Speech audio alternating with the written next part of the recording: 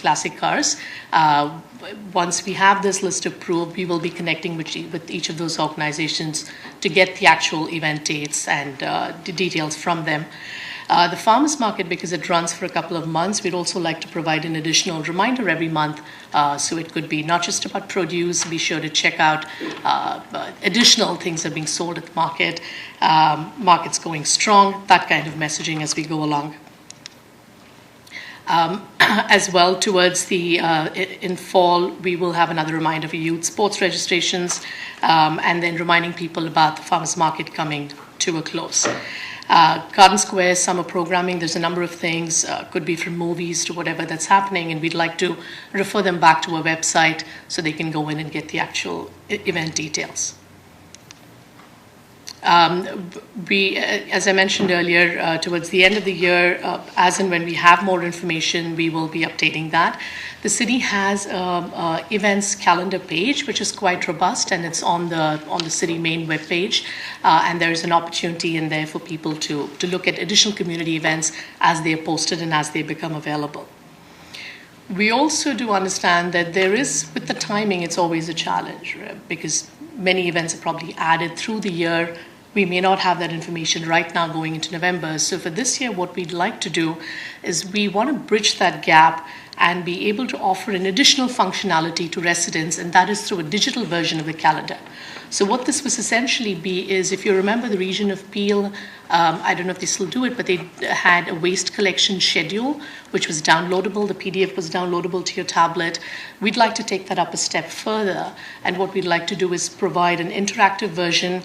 Clicking on those links will take you, whether it's Brampton, it'll take you to that page, as well as the fact that people will be able to save that event, download it to their iPhone calendars or their Google Calendar. So we believe that with that additional functionality, we're taking care of the fact that while not all events may be clear to us now or confirmed as we go into print, we will be able to cover those because we're drawing people back again into the website, providing them an option to go back and look at not only the events that we have, but additional community events that are being posted. So that's something we're really excited about this year, and we'll be working with the IT team to provide that. Just a quick reminder on the timeline. So once we have your consensus today with the preferred option, we'll be working with the design and on the design and layout. Things go into print in November, and distribution with Canada Post begins early December. And the digital version will also be posted. There's another opportunity there in starting early January. Should councillors wish to include a link to the digital version as part of your email signature, those kind of additional push opportunities are available. Now I would hand over to Peter, and who can just take you through some of the design options.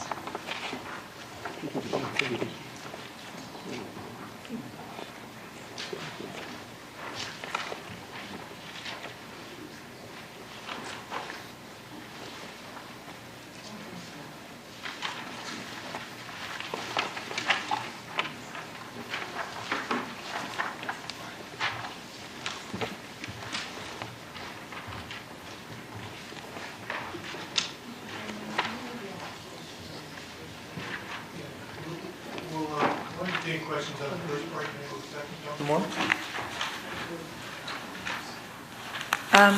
Just a couple of comments. One is, I think that a link to the Downtown Business Improvement Area, the DBIA, needs to be fairly prominent because they have a list of activities that sort of emerge throughout the year.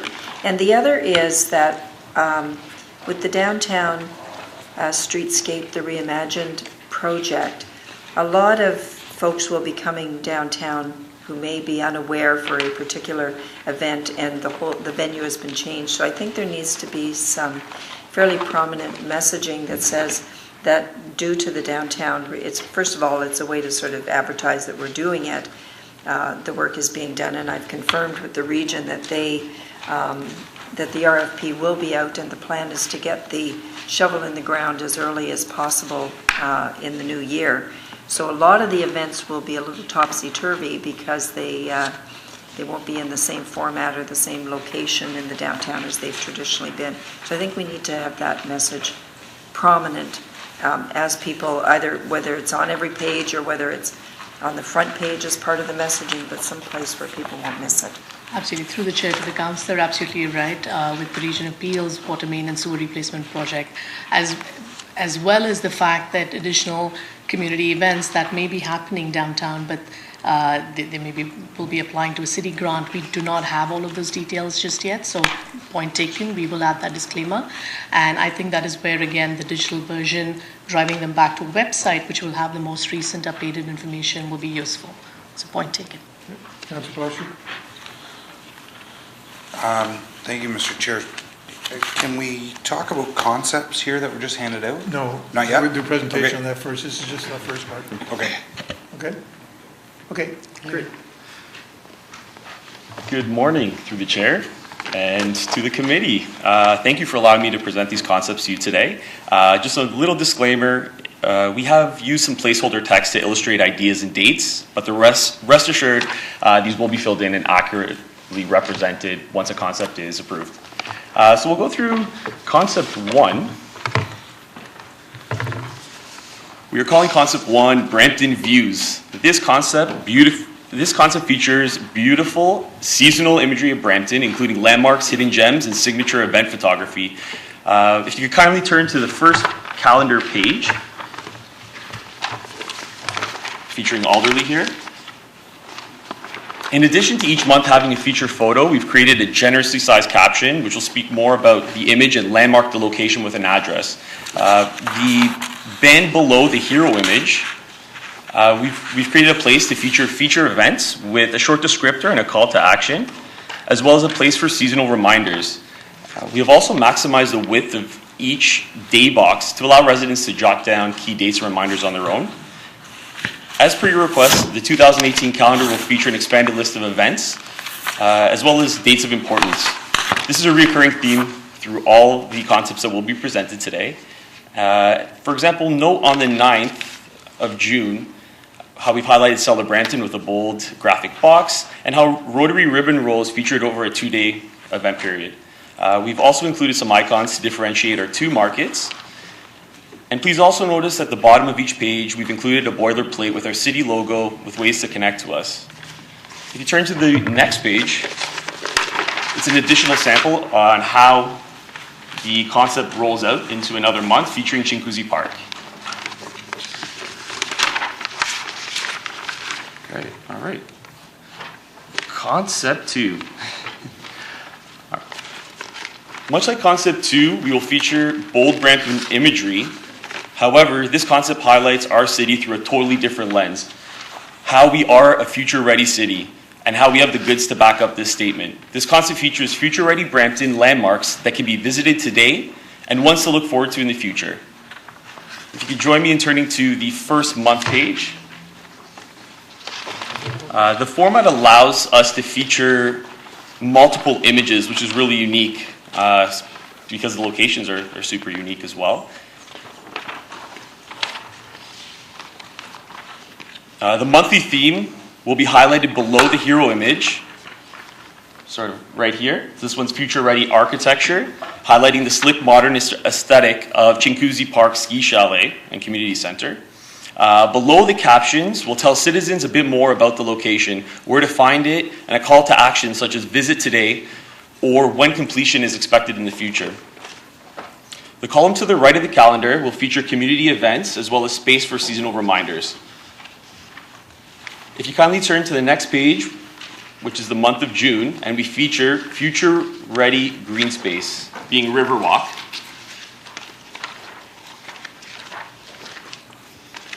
Notice how we've highlighted feature events like Cellar Brampton, our markets, and Father's Day. The preceding page for the month of October features a new theme, which is future-ready recreation, highlighting the ultra-modern Brampton Soccer Center. All right, on to concept three. Our present and future success are firmly rooted in our past. Like the previous concept, which celebrates our current and future successes, this concept also does, as well as pays tribute to our historic past Each month will feature a vintage hero photograph of significance and a fast-forward recent image depicting how our successes are firmly rooted in our past. Notice our cover image. It's a blend of our early downtown streetscape in black and white merged with the present-day color photograph. If you could join me turning to the first calendar page. Here we're featuring flowers being prepared for market in the late 1800s, and below a fast-forward image depicting a fast-forward image of our thriving downtown Brampton farmers market. Notice there will be captions here. The images will provide more detail about each image and how they relate to each other. And like previous options, there will be a feature community event listing as well as an area for seasonal reminders in this right column. Another unique feature in this layout is what we're calling pop-up imagery. For example, on the 23rd, where Gage Park is represented, and the event is popping out at you with a full-fledged image. If you kindly turn to the next month of June, we feature Brampton's first computer. And below, a fast forward to the incredible advancements in technology, which was fashioned here in Brampton, the Canada Arm, which is a pretty cool juxtaposition. We've definitely come a long way, that's for sure. And the next page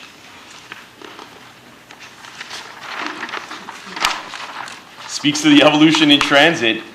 This image here representing our first town bus in the four corners, and then below our slick new gateway terminal.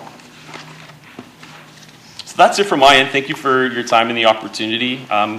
Any questions or comments? We were asking the Member Services Committee to choose a preferred concept today. Okay, thank you. Councilman Medeiros? Thank you, through the chair. Thank you for all the work. My personal choice would be, the first option. I know, but I do find that there has to be alignment with our strategic plan and what our messaging is. So I find option 2 the most appropriate, because that's the language we're using. It's future ready. It aligns with all our initiatives. So I would say that would be something that we keep in mind. I do like option 1 just because it's a visual. But I find option 2 just really wraps everything that we're doing here, and it really sends a good message. Thank you. Through the Councilor chair. Ward? I like option 2, but I do think there's a couple of comments. On the calendar piece of it, people like boxes to write things in. It doesn't show that, it shrinks it up. I know, maybe that's my own personal preference. I like a calendar that has a large box that if I'm adding an event or a wedding I have to go to or something, I've got room to write it and it's clear. So that's just a comment on that. But the other piece of that is I think that there's an opportunity to include photographs that are not just civic infrastructure. If you look at the new Peel Memorial Hospital, if you look at the new building at Clark Boulevard, even the building, the TD building down by the courthouse, it's got that modern look about it. I think that it's an opportunity to send a message that it's not just the city, but it's our partners within the city who are, and our investors in the city who are also introducing something modern and future ready for the city. I think it's something like we haven't done before, focusing more on the future. So I think we've worked pretty hard, certainly staff have worked pretty hard to sort of reinvent or have our residents look at us through a different lens. And for me, that's what that does. I mean, the pictures in option 1 are comforting, but if we're trying to attract and make the younger generation feel good about living in the city of Brampton, I think that option 2 does that. Councilor Blashy? I really can't thank you, Mr. Chair. I can't decide on what concept is better than the other. I like all 3. The only remark I wanted to make is on concept 1, where the councillors are all stationed, I would rather more towards the concept 2. I don't mind being beside Councillor Medeiros, but people get us confused enough already. So I'd rather have the pairings side by side. But as for, I think they're all fantastic ideas, and if I had to choose, then concept 1 would be this year, concept 2 next year, concept 3 the year after. Councillor Bowman? Thank you very much through you, Mr. Chair. Just to continue on what Councillor Palashi had said, being color challenged, there are some names that I can't even read on the particular backgrounds. So we need to be sort of aware of that, like black on red, white on yellow. It means nothing. It's a blank slate. So if you could take that into consideration. I don't mind any of the concepts. What I do kind of mind from a marketing standpoint is when we break words up. I mean, on the Canada 150 symbol this year, that's exactly what we're looking at here. But that was broken up by syllables. Canada. It's hard to break up. Noon. It just doesn't look right. So when you're like ja, nu, or y, we have enough trouble. We have enough trouble with the language as it is now. So I would prefer to see the complete month and whatever it is written out rather than broken up, because it doesn't even match the syllables in the words. So maybe I'm being too sort of anal on that, but just my thoughts on it. Thank you. Okay. There's no more speakers. Maybe I'll give you my opinion. I like concept 2. I do not like the pictures at all. To me, they just don't say anything. They don't say Brampton. They don't even look like a good future. So I think it was Councillor Moore said, picture of the hospital, future ready, the hospital, new hospital come up. In the planning department, we have some concepts that are just in for brand new buildings. We might be able to use concept of the future. When you talk about future ready, it doesn't mean necessarily, we're not there yet. So if we're showing pictures of now, that's not future ready. So like the first pictures on that concept don't say anything to me at all. The second page, same thing. In fact, that doesn't look like a very good future to me when I look at those pictures. The third one's a little bit different. Maybe it's more of a future. It's more of we could probably get some better concept pictures, because we have some better concept pictures of the Riverwalk that we could show, and just put at the bottom of their concept. They're not necessarily there, but that the future ready is what I like, but I think we have to have better pictures that show what the future could look like. Not if I look at that and I say that's what their vision is, not very good. That's what it says to me. Okay, I don't know if all this helps, but I think what I heard from most was a future-ready concept was the best. But I don't know whether the rest agree with me about the pictures. But that's just what I would do. Great. Councillor Miles, you're back on. Or on. One thing is for sure. If you ask 7 people their opinion, you're going to get 7 different opinions. So I guess my least favorite, the way it's depicted, is number 2. I don't know if that's because of the pictures, but however, I mean, I really like the past, present, and future. Like I like that concept, but anyway, doesn't matter. We all think differently, so I don't know how we give you. All right, we will. And it doesn't matter what pictures you pick. Everybody's going to have a different opinion. Fair. So I think you have the expertise within your department, and maybe you should pick what is the best from a marketing standpoint, because I do think you're just going to get a different opinion from all of us. So anyway, but I like the pairings of councillors. I think that makes sense. Mm-hmm. And I do love the images of the amazing buildings that we have in the city. But some of those historical pictures, they're really cool. Yeah. So it would be nice to have some of them in there too. But my vote is leave it up to you. Then we have someone to blame. Okay, did you get enough? Great. Through the chair and to the committee, thank you for all the valuable feedback. We'll definitely take that into consideration. I agree, maybe we box in the calendar to make it a little bit easier to see. In regards to addressing the different concepts of future ready, we want to give a fulsome sort of story of our city, and not only how we will be future ready, but how we are future ready right now. That's why we're kind of landmarking it with addresses and locations so people can physically go there and experience it. You know, some people may not be around in 2040, so let's give them some like meat and potatoes today, basically. Thank you so much for all the valuable feedback in regards to imagery. We will work diligently with the team to make sure that we're representing Brampton in a positive light. I have skin in this game as a longtime Brampton boy and resident, so I will do us proud for sure. Thank you. So, Councilor Miles, do you move receipt of delegations? All in favor? Thank you. Thanks very much. Thanks. Okay, the next presentation is 6-2 by Peter Fay and Teresa Olson. Very good.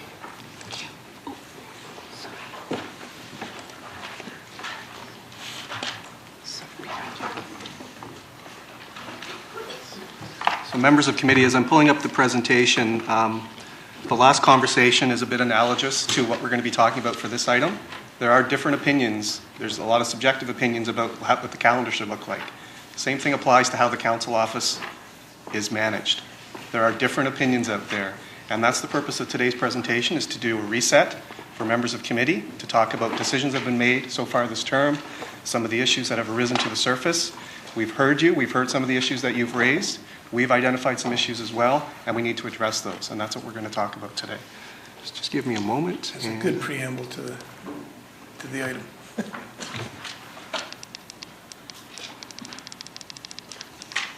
So good morning. Myself and Teresa Olson will be doing the presentation. I'll be doing a bit of the introduction, and then Teresa will speak to some of the general issues, and then we'll be more than happy to respond to any questions that members of committee may have. So to start, I just want to talk about a bit of background. The council office protocol, which I'll come back and speak to in a few moments, was adopted by council in December of 2016, and it forms the basis for a guideline of how, what I call sort of the Holy Trinity, the councillors, the council office staff, and the corporation interact with one another. And in fact, as I'll speak to in a moment, that is now a requirement of the Municipal Act for every municipality in Ontario. It's now a required policy. We've got out ahead of the gate. It hasn't been proclaimed yet, that particular section, but it is a requirement for every municipality in Ontario. And a lot of municipalities are looking to us for the policy work that we've done so far in terms of developing their own policies. I want to talk about council, and I want to talk about staff. Council's role really is to govern. It's plain and simple. It's set out in the Municipal Act. And governing means three things. It means representing your constituents, it means making policy, and it means being stewards for the corporation, for the future of this corporation. The role of staff is very simple. Our role is to advise and to implement and to administer the corporation, to make sure that it gets done, what it is, that the policy that you set, the decisions that are made. Those are very simple concepts, and what we try to do is apply those concepts moving forward in how we support you as elected officials and how we manage the corporation and provide services to our constituents. So the role of council, I put in here the section of the Municipal Act. It is plain and simple. It is to govern. I will point out that a councillor is not defined in the Municipal Act. Council is defined in the Municipal Act. So there is no, and I get this all the time during election time, what's the job description for a member of council? Well, there really isn't one. I refer to the Municipal Act of what it says, but there is nothing in the Municipal Act that says a councillor is responsible, has authority to do X, Y, and Z. The only authority that exists in the Act is for council, when you sit as a deliberative body, as you are today, or when you're making final decisions as City Council. One of the issues we've had with over successive terms with this council is the bullet on the left. Council only has power as a deliberative body, and no individual councillor or informal group of councillors can make a decision on behalf of the corporation unless authorized by council or by statute. Council could make decisions that Councillor X or groups of Councillor X, Y, and Z are authorized to make decisions, and then those individual members or those groups are authorized to make decisions. But council hasn't made those decisions.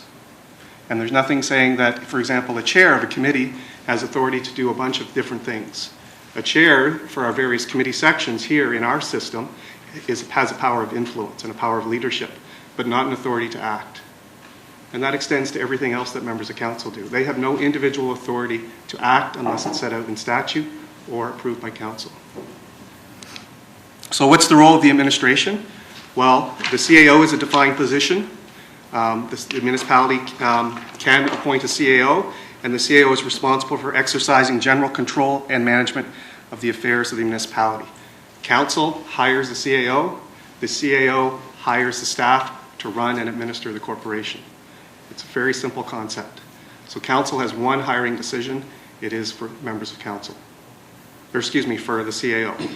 And then the CAO, through his leadership team, makes hiring decisions about the administration to run the municipality. And as I said earlier, the role of corporate staff is to provide advice, support, and recommendation to councillors collectively. We also provide advice and some support to members of council individually, but we're implementing council's decisions in keeping with legislation and city-adopted policy and procedure. So in 2016, at the end of 2016, the council office protocol, because of some of the issues that were surfacing with members of council and ensuring that we can try and provide as effective a support model as possible, we brought forward the makings of a council office protocol. I think it came to this committee once, if not twice, and then was adopted by council in December of last year. And I've included the new section in the Municipal Act, section 270, which basically says that every municipality shall now adopt a policy with respect to the relationship between members of council and the officers and employees of the corporation. So it will be mandatory once that's proclaimed, and we expect it to be proclaimed this year. So the council office protocol, what does it really say? Very high level in terms of the role of members of council. It's to keep their council colleagues informed of ward happenings, information, citywide and regional issues. Because of the uniqueness of the City of Brampton Council, where you have two elected representatives representing the same geography, the same pair of wards, there has to be information sharing for it to be an effective governance system. New work requests that are beyond normal course of action for public service require council approval. That gets back to the principle in the Municipal Act. Council makes decisions, not councillors, unless they're authorized by statute or by council itself. Staff participation, attendance at council-organized community meetings requires approval of both ward councillors. Because we are providing support to you as elected officials, representing a constituency that covers 2 wards, and you have 2 elected officials, we have to make sure everybody's on the same side when we provide support. And everybody's in agreement on the approach moving forward. And then each ward councillor pair is assigned 2 constituency assistants for administrative support. And that's been the model that's evolved to today. The role for council office staff, well, they are corporate employees. They were contract employees, some of them, at the start of the term. Council made a very definitive decision in May of this year to make all council office staff corporate employees. They're all permanent full-time staff, not in the union right now. And they take direction from and adhere to corporate policies. The work expectations for those 10 staff are established by the city. There is some work direction because of the uniqueness of the position, that they're taking work direction from you as individual elected officials, but their obligations and expectations still are aligned with the city. They have to meet the city's obligations and policies. Staff supervision is provided by the clerk's office through Teresa, and ward councillors, staff are expected to work cooperatively to support you, to ensure that you're effective, and to support the corporation. And that all means that consistency and equitable services are provided, and that's one of our fundamental principles that we try to ensure at all times, that whatever we do for Councillor X, we do the same for Councillor Y. We have to be consistent and fair to everybody. We must not provide, and the constituency assistants cannot provide support to councillors on personal tasks or things outside their mandate. So how did we get to where we are today? Leading up to 2015, there were various models in effect. At one point, there were 3 constituency assistants. That's what they're called today. I think they were called council office assistants previously, or councillor assistants that were supporting 10 members of council, and even more when council was, I think, at 17 at one point in the long past. I guess not that long, but long for me in terms of relative to this term of council. In Q1 of 2015, in fact, in April of that year, when council was approving the budget, this council approving its first budget for this term of council, council made a decision that they talked about establishing executive assistants for the current complement of 5 council office assistants. In the end, they made a decision to add 5 additional staff to the council office.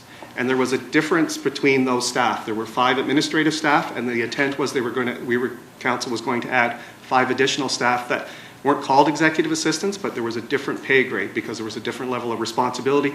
They were to take work direction, be hired directly by individual members of council or pairs of councillors, those 5 staff. So you were to be responsible for hiring those 5 people.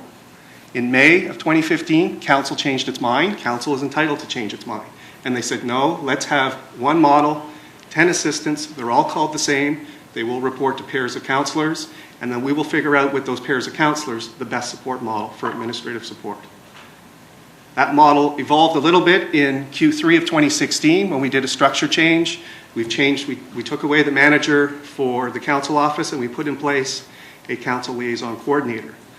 Under the pretense, what we were expecting is there's 10 assistants, we were staffed up to that level, there is responsibility, professionalism of those staff.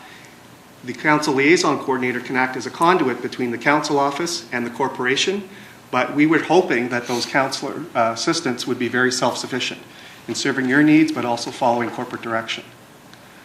In the end, what you're going to hear today is that day-to-day management of the council office staff is required. And that's our recommendation going forward. And then in Q4 2017, that's not the right Q, it should be Q2 of 2017, so my mistake, there was another structure change. Council made the decision that all council office staff, whether you're contract, you would be made into permanent full-time. So that's where we are today, where all 10 assistants, constituency assistants, are at the same level in terms of their position. They're non-union staff, they're grade 3 staff, and they are permanent full-time staff. And they're all subject to the same policies and procedures of the corporation as other staff. And with that, I'll turn it over to Teresa to start to address some of the issues that have come to mind as of late and where we're going from here. Good morning, Mr. Chair, Committee. I've been here since the middle of March, and in the 6 months that I've been here, some of the matters that have been brought to my attention by both council and various managers throughout the organization are reflected in these few slides following. Scope of work and expectations for council office staff. Every councillor has a different idea of what their needs are and what the constituency assistants need to perform for them to have those expectations met. Sometimes it causes conflict in how I'm going to manage the staff or the allowance of what kind of tasks they can do during their 35-hour work week. Punctuality was something that was addressed to me early on when I started, that we wanted to make sure the council office staff was punctual as per the corporate established hours. But different councillors have different expectations related to that. After hours and off-site work requirements and the demands of the councillors for the council office staff, there again seems to be some varying opinions of what that should be or should look like. Accumulation of leave time by council office staff continues to increase, and that needs to have some parameters set around it so we can ensure that we're treating everybody consistently, and the communication support that's being provided to councillors at this time. Presently, the council office staff are working 8:30 to 4:30 Monday to Friday with their main station at City Hall. Their daily work tasks are assigned by the individual ward councillors, and the day-to-day management is by the designated supervisor, which at this time is myself. Some CAs are attending off-site and after-hours meetings and events to provide support to their ward councillors, and that has been approved by myself. Most of the support for councillors is on a 2-on-2 platform, but we do have a couple wards that are operating on a 1-on-1 platform.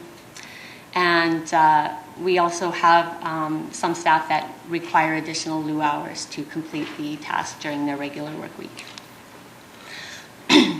For the most part, regional matters are being shared between the regional and city councillors. However, at times this is posing a challenge in the 1-on-1 model. Regional matters related to Ontario Works and Peel Living are being handled by the council office assistant for the most part. That position is taking information from the residents, filling out paperwork and forwarding it to the region. And also we are handling records that are ultimately belong to the region of Peel. So those forms that we are collecting information on and forwarding to the region are ultimately the city of Peel, or the region of Peel records. One of the things I'm really proud of in the 6 months that I've been here are some of these successes that we have accomplished as a team up in the council office. We relocated everyone from the 4th floor to the 6th floor, so now we have all of council, including the mayor and all the support staff, on the 6th floor. And I think that move went over rather seamlessly. A few hiccups, but we did get through them. We have implemented the city's record and information management system fairly successfully, and the constituency assistants are utilizing that on a day-to-day basis.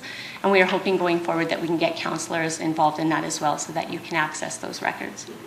We have implemented phase 1 of the customer services strategy, and that is related to the service delivery that we're doing through dispatch. We have had some amazing improvements in staff communication and relationships up on the 6th floor, and I'm really proud of the council office staff for that. Through challenges and through getting to know me and working through me, they have really come a long way, and they have really challenged themselves and built some positive relationships up there. And again, I'm just really proud of them for that. We've initiated a collaborative team building model where we are reaching out to operational departments throughout the city to build teams and have our communication work better with them. We've been inviting different managers and directors to attend our team meetings to do presentations on what their department's about and to meet the staff so the staff can put names and faces together, and that has been really successful. The staff have provided positive comments that they have enjoyed that, and the operational departments have been really on board in doing this process. We've also done some job shadowing opportunities, and we hope to continue that where our staff are seeing what other operational staff are doing and other operational staff get to come and see what the constituency assistants are about. And we've also built some training in. We did a brief overview training with strategic communications on some social media, and we want to do some hands-on stuff going forward. We've also done that with the records management, and I have some AMCTO courses for report writing and communication strategy that I'd like to roll out to the CAs as well. And when the staff became full-time permanent, we started doing individual performance and goal setting, which is a requirement of the city. But that has been really good, and I've seen some positive results from the staff regarding what they want to do going forward. Matters that still need to be addressed in the council office include communication within the council office. So as I noted earlier, over the last year, we have had a couple ward pairings that are operating in a one-on-one platform. So I've drafted an agreement that will define some of the communication and processes that will help set guidelines so everybody is on the same page. I've requested that councillors set up meetings with myself and Peter to discuss these agreements, review them together, and once we're in consensus to all sign it so that we're all on the same page. Things that we will address is coverage during absences, holidays, illness, communication processes, sharing of information, handling resident matters. Also, some of the matters of addressing some of the communication between the peers of the council office. Sometimes we run into some difficulties with that. The scope of work, we need to define what that is, what that looks like for the CAs. Handling resident inquiries from other wards. What is the process? What is the best way to ensure that that information is shared with the applicable councillors and CAs? And how are we going to handle region appeal matters going forward, the records related to them? Time management, we still need to, again, set up parameters with respect to acceptable loo time accumulation, what the requirements will be for staff to attend out-of-office events as well as after-hours attendance at events and functions. And then personnel matters. Councillor interest in staff activities occurring in other wards. Is there a need for that and what does that look like? And then the hiring process and role of council now that the staff are permanent full-time corporate employees. Peter and I have met over the last few weeks to determine what we think would be in the best interest of both the corporation and trying to meet the councillors' needs. So we would like to continue with the regular work hours of 8:30 to 4:30 Monday to Friday for the staff. The exceptions to that would be if the staff wanted to enter into an alternative work arrangement, which is a city policy, and that would have to have the consent of the councillor to enter into an agreement that would amend their work hours, or if they had an accommodation requirement through a physician assessment form. Punctuality is I guess it's, everybody has their own opinion on punctuality. I think that punctuality shows professionalism and respect for the organization. However, I do understand that sometimes we have to have some flexibility with that based on a councillor's needs. So I want to make sure that what is happening in the council office is reflective of both the corporate needs and the councillors' needs. And so in saying that, I would like to have discretion of working with the councillor and their CA on what their 35-hour work week looks like. If a CA stays till 4:45 one night and wants to come in at 8:45 and their councillor's okay with that, as long as they've let me know that, I don't see that that should be an issue. However, if their lateness is causing issues with other operational departments or other matters affecting residents, then we do need to deal with that. Habitual lateness impacting work performance would be addressed by the corporation as well. Adherence to corporate duties and work expectations, that is just saying that the corporation has set policies and procedures and practices that the CAs can perform for their duties, and we just want to make sure that everybody is adhering to that. And if there's any question when a staff is asked to do something, that if they need to consult with Peter and myself to make sure it is in line with the corporate requirements, that they do so. For the most part, I think any request that the staff have asked of me, I've granted. And I trust my staff, I trust the councillors to be acting, within those corporate guidelines. And so I would like to continue with that going forward. Off-site and after-hours work. The clerk brain in me says that we have to have set rules and we have to follow them and be very stringent on that. My previous work history tells me that, we have to be flexible too. And so I do see a need for the CAs to provide service to their councillors that are maybe not always administrative in nature and not always within that boxed parameters. And so what I would like to see is during corporate hours, if a councillor requires their assistant to do something, attend a meeting off-site to take notes or set up an event that they're hosting, organize it, provide information booths, if the councillor and the CA both feel that it's within the corporate duties that they have, I don't see an issue with that happening as long as their tasks aren't being left behind at the office or somebody's there to do coverage or however that works for that councillor's ward. They do need to provide me notification in advance because I have to manage that staff and I'm responsible for them. And for safety purposes, insurance, liability, I need to know where they're going. So I'm just saying that provide me that in advance, let me know the date, the time you're going to be gone, where you're going, the location and the nature of the duties. And mostly that's for if something happened to that staff while they were going there, that we could say, yes, we were approved that, and yes, we know what happened, and we can be responsible for them. With respect to after-hours events, because there's a loo time component to that, I think we have to make sure that those duties are specifically corporate in nature. And I would ask for the same information that I do for the out of office during corporate hours, the date, the time of absence, the physical location, and the nature of duties that are being performed. And that requires a pre-approval before they go and accrue the hours. For community events, engagement activities, I would like to see those at least a week in advance. Most people know when they're going to be requiring their staff to be doing something out of scope.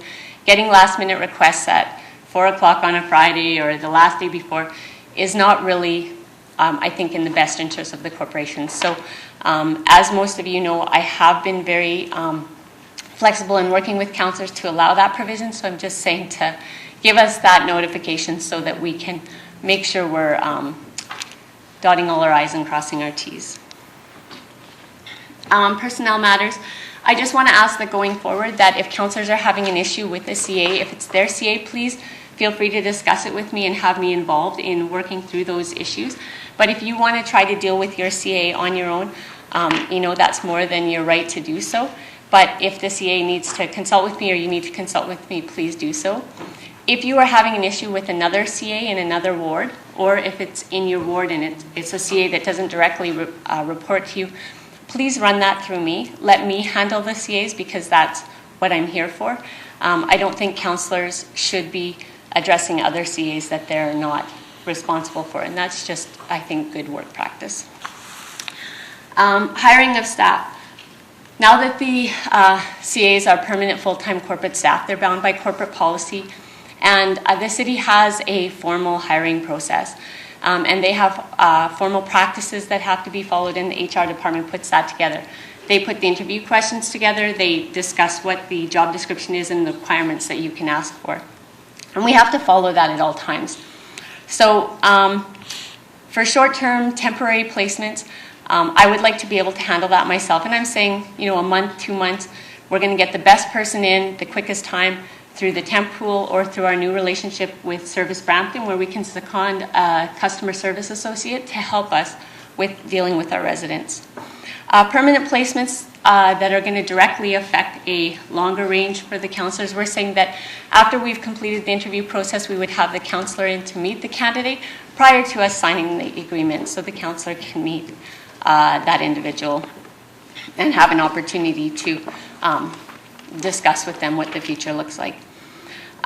Because of a recent hiring, I've kind of reviewed the job description and thought that maybe we need to look at revamping it a little bit.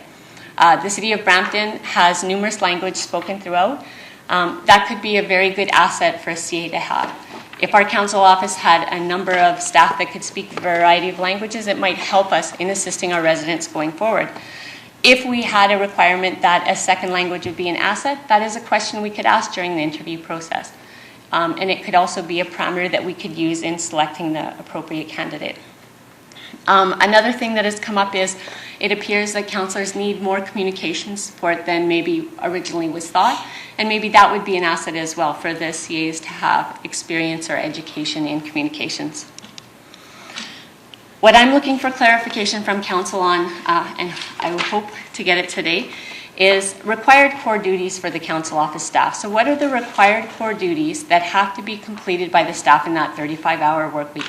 What is the most important part of that CA's task? And I realize that every counselor has a different idea of some of that support, but there are basic duties: responding to residents, actioning service requests, items such as that.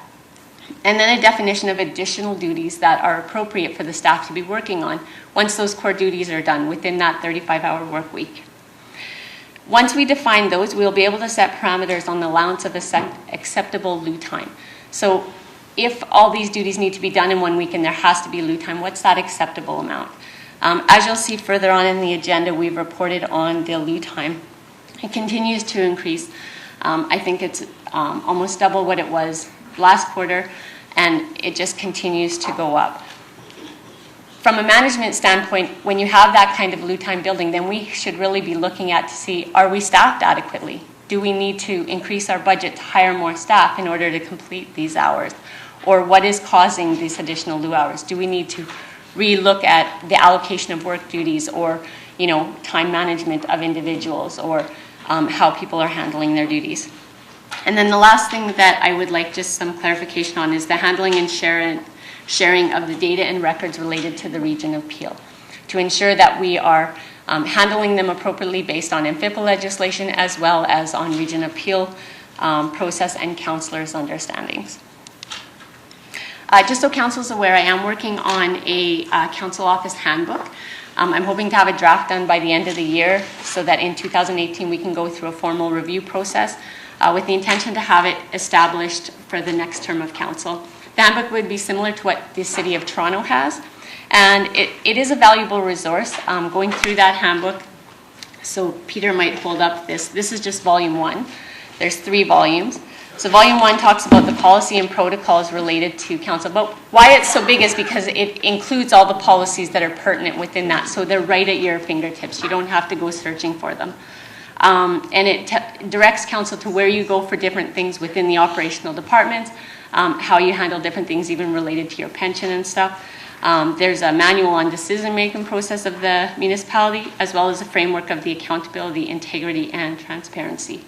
I've had discussions with Stratcom, and we would like to, once we have that handbook develop a small reference guide similar to what you guys had done for you for the budget process a couple years ago. So it would be a quick reference to direct you to the right place in the handbook so that you can easily find the information you're looking for. And attached, just for your information, is the council office protocol as well as the constituency job description. So thank you for listening to the presentation, and I look forward to your questions and decisions on the matters. Thank you, Teresa. Councillor Miles.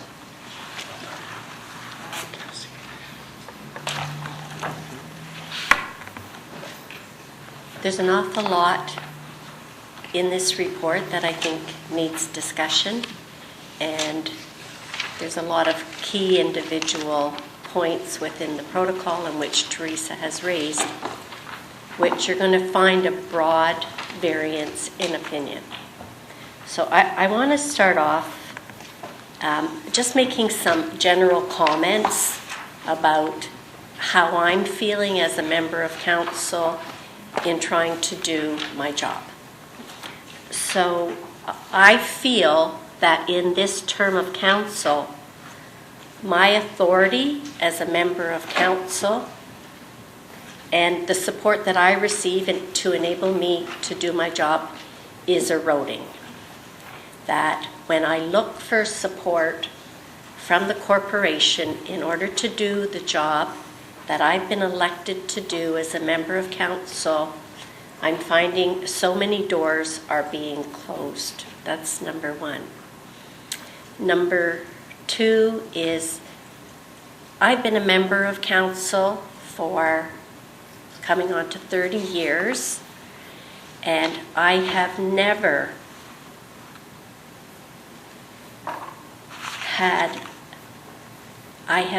never needed, or I've never had someone have to tell me the relationship that I should have with my assistant. So that has changed over the year. And I want to say first off to Teresa specifically. Teresa's been given an impossible task. Absolutely impossible task. And so my comments have no reflection on you as an individual at all. But we have created a protocol as members of council, and this is, and I don't think there's fault here, but we've created a protocol that just doesn't work. And I've gone through the protocol, and there are so many things within the protocol that will never work. So, and the other thing that's coming into all of this is I was elected by my residents to ensure that the corporation is, and the policies of the corporation and the decisions of the corporation are made in the best interests of the public. And yet, every time I reach out, I'm told by the corporation, you're political. I may have been elected through a political process, but once I'm elected, I'm here to represent the corporation. And yet every time I turn around, I'm being told, can't do it, you're political. When in fact, I would say the majority of the actions that I take are in the best interest, or what I believe in the best interest of my residents and the corporation.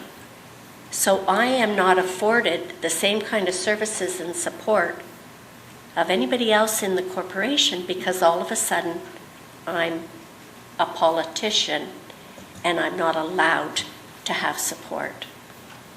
This is a totally new concept that has crept up, I'd say, in the last 6 years, maybe a little bit more. But it's getting more and more. Am I being told you can't do that because it's political? You don't warrant that support because it's political. Rather than looking at the actions that I'm taking and seeing that, in fact, they're in the best interests of my residents and the corporation. So here's a good example. Municipality has a community engagement strategy developed by a staff. Councilor Miles, you're speaking to, I think, in the next report. No, but this is an example. This is only about our staff. Yes. That's all we're talking about. But in I'm this trying report. to address, Grant, the culture that has been created in the corporation that's making it impossible for us as members of council and the staff to address. So it's okay. The example is if I have an initiative that I see as community engagement, I'm not allowed to have support because it's political. And yet, if the corporation, someone within the corporation, communications, whoever decides that we should do a communication strategy, it's corporate. So it's okay for our members of our assistants to participate. When I believe that whatever I'm doing is corporate because it's in the best interest of the corporation. That's only one thing. Peter said at the very beginning, there is no job description for a member of council. If someone says, "What's your job?" he refers it to the Municipal Act. Teresa said, every councillor has different ideas and different expectations. And yet we've created a process and a protocol where we're trying to make our constituency assistants fit into the same square box. And Councillor Palaszczuk at the last Member Services Committee brought a motion with a lot of verbiage, but he couldn't have sent it better. There is no way you are ever going to fit members of council and our assistants into the same box. It's never going to work. So here we have Mr. Patari. Mr. Patari, you're a commissioner and you have an assistant. Who manages and supervises your assistant?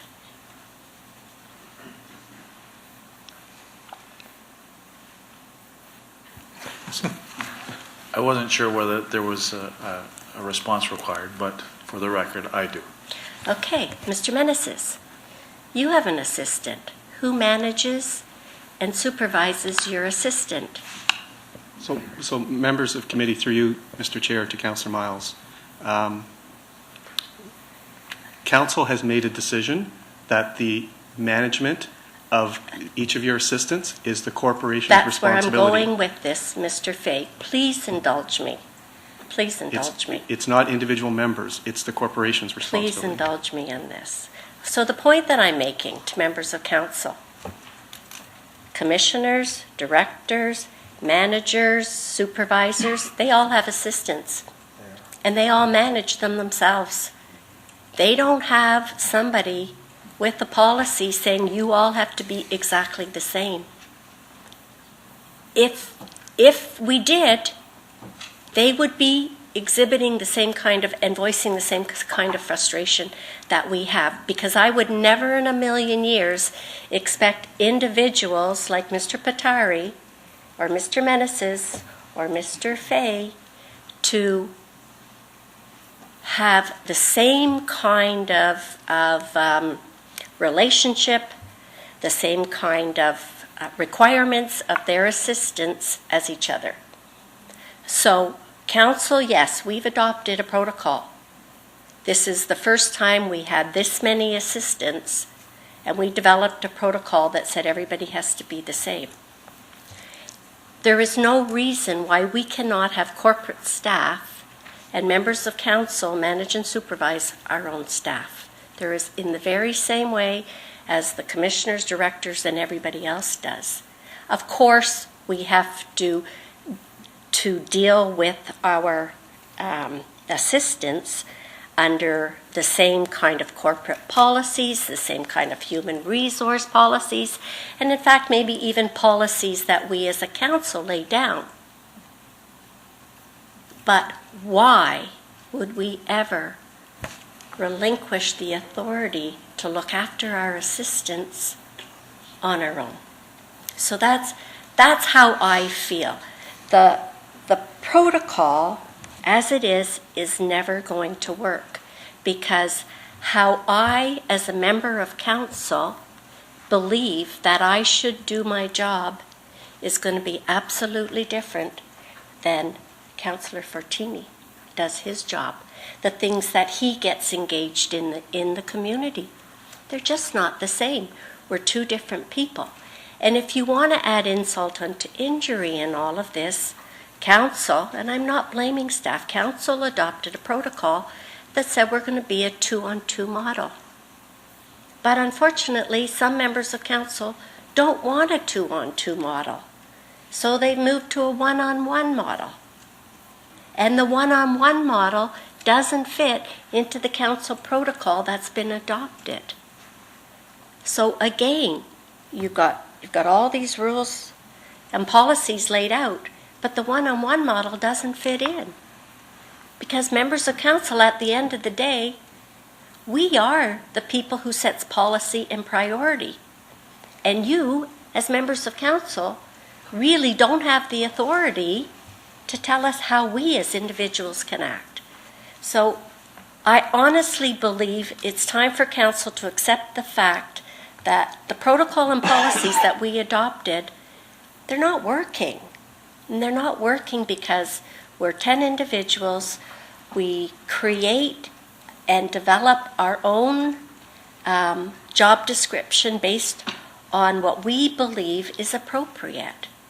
So whether our staff are corporate or political is irrelevant. It's irrelevant in the way, the relationship we should have with our staff. And I find it so insulting, and it's not a reflection on Teresa. I find it so insulting that my assistant has to ask permission to go to an event with me, or ask permission to attend a dentist appointment, or ask permission to go to a doctor's appointment.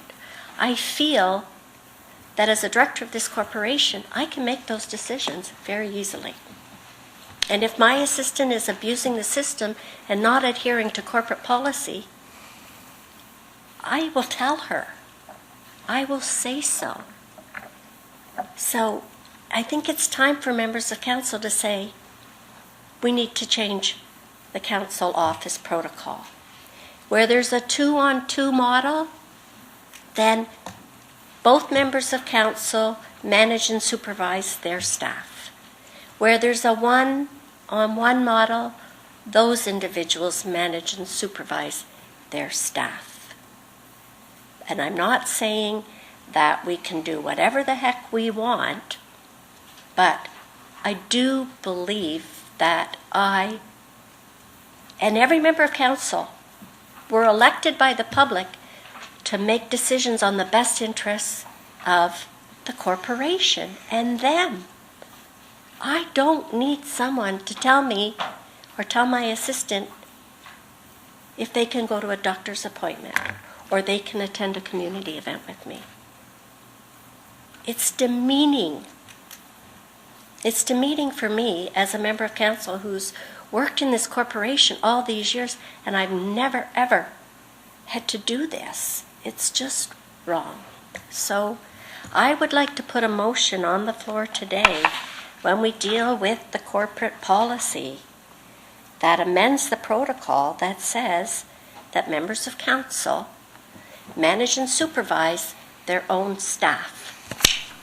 And if it's a 2-on-2 model, the 2-on-2 model is, and I know Peter's going to say, well, you already voted, you need 2/3.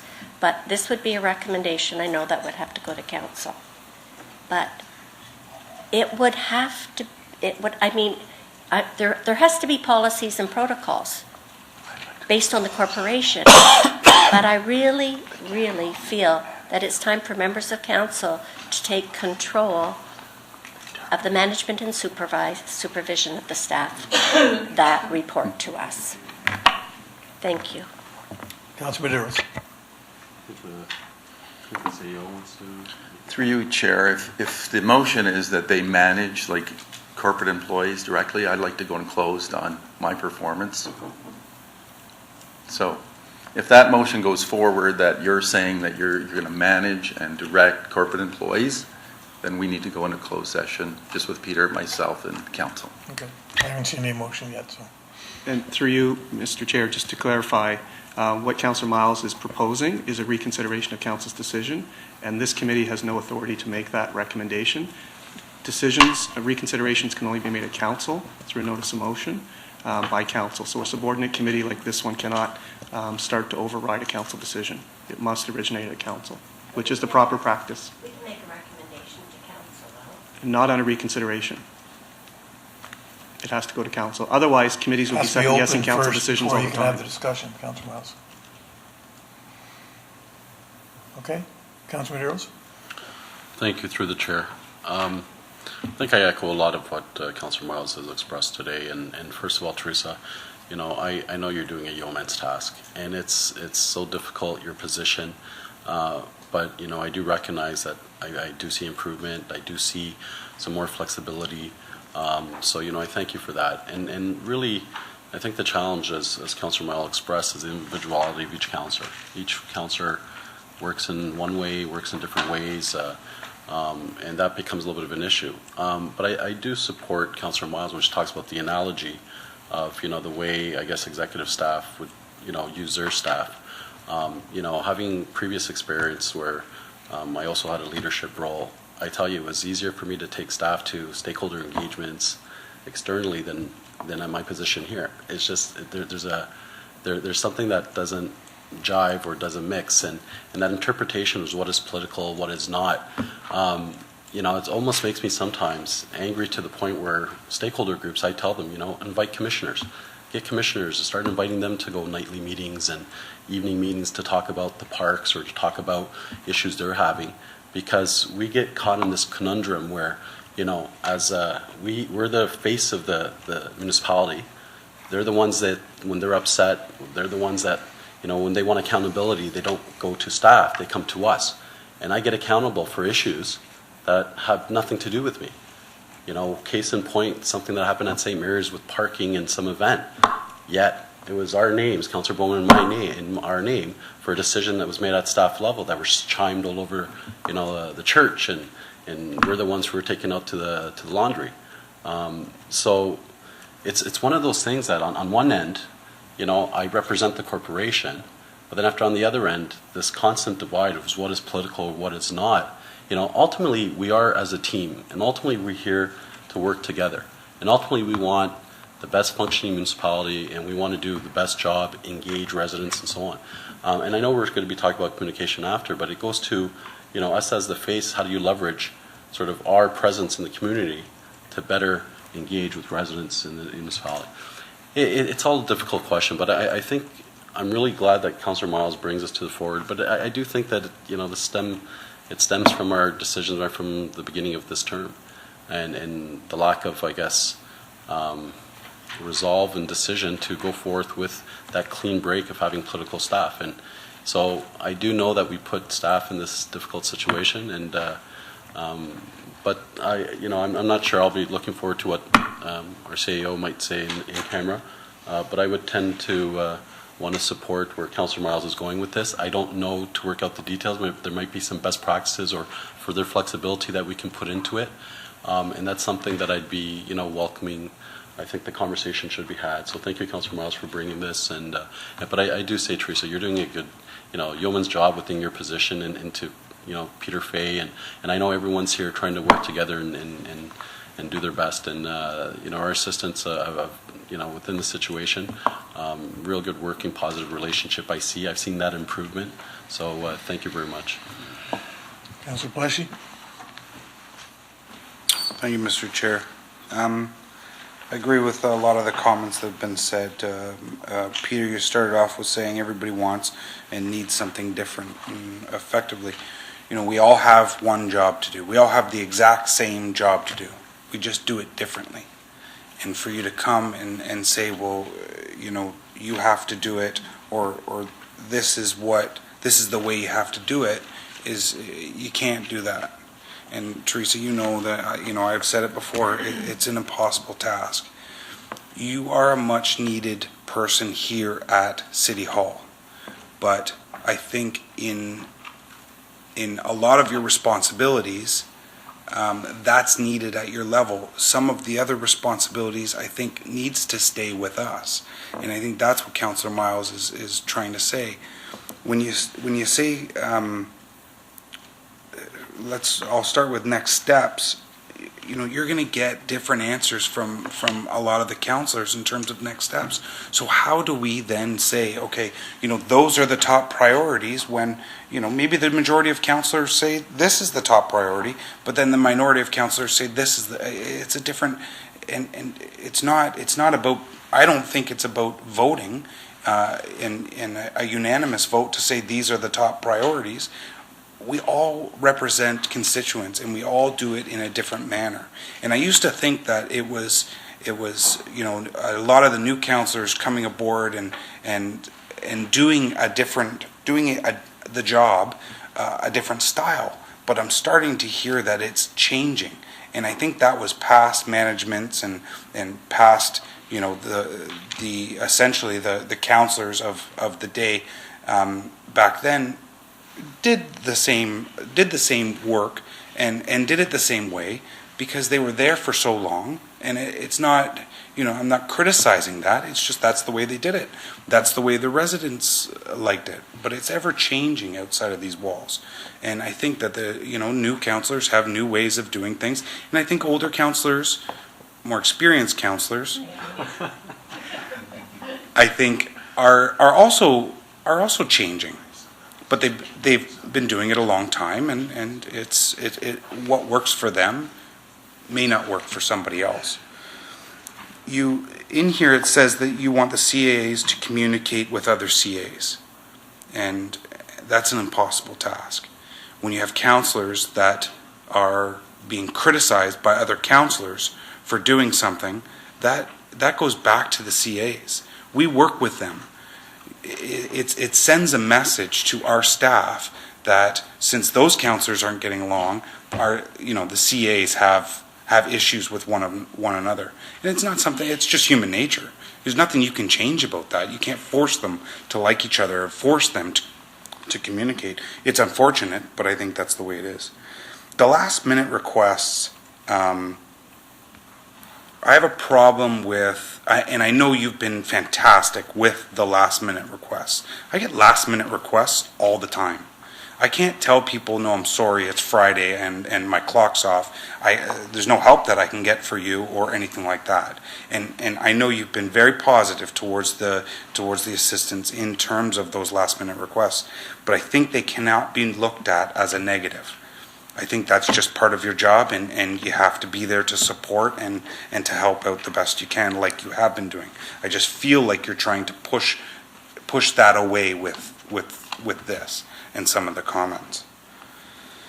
In terms of councillors making a decision as opposed to council of the whole making decisions, and it's very I feel like this role of council is not reflected in the Municipal Act as well as it should be. The role of council, our words at the City of Brampton, I feel says that we really don't have any power and we can't do anything, ask staff to do anything, and that's kind of the way it is. It gives staff the opportunity to come back to us and say, no, I'm sorry, that's not, you don't have the power, you need to go to council for that. When there's a lot of things that, if I ask staff to, site visits or come to a town hall, or those should be things that are allowed, and I should not need council's approval to have a lot of those things.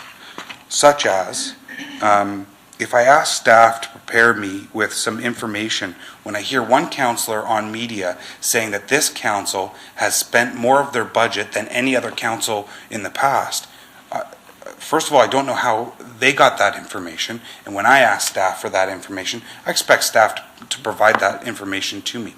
I don't want to have to go to council for that. So I think to sum up what I'm trying to say is, and I've said it before, it needs to be something with flexibility. And I know that corporate style is, it's a square peg in a square hole. And unfortunately, we're round pegs and you can't fit us into a square hole, or vice versa. So I don't know what it looks like, but I need you guys to have the power to understand that where we're coming from, and we need the abilities to represent our communities, whether they be different or the same, the style that we want to represent them. And it's up to the voters to decide whether our style is good enough for them for us to be reelected or not. Okay. Councillor Moore. Oh, and I also think the handbook is silly. With that amount of pages, I'd rather see it on the computer or something like that. Thank you, Mr. Chair. Councillor Moore. Thank you. Well, I guess the municipal act is what the municipal act is, and quite frankly, I don't disagree with it. I don't think you can afford to have rogue councillors running around or barking orders to staff and expecting things to be done. You can't. We are a council. We are 11 people, well, 10, plus the mayor, who has a different role and function under the municipal act, but while we may have 10 bodies, we have one voice. And I agree that there needs to be some flexibility, and we've had like more than our share of growing pains as we work our way through. Just look at the changes that we've made and the fact that 3 years later we're still yapping about, what does our support model look like.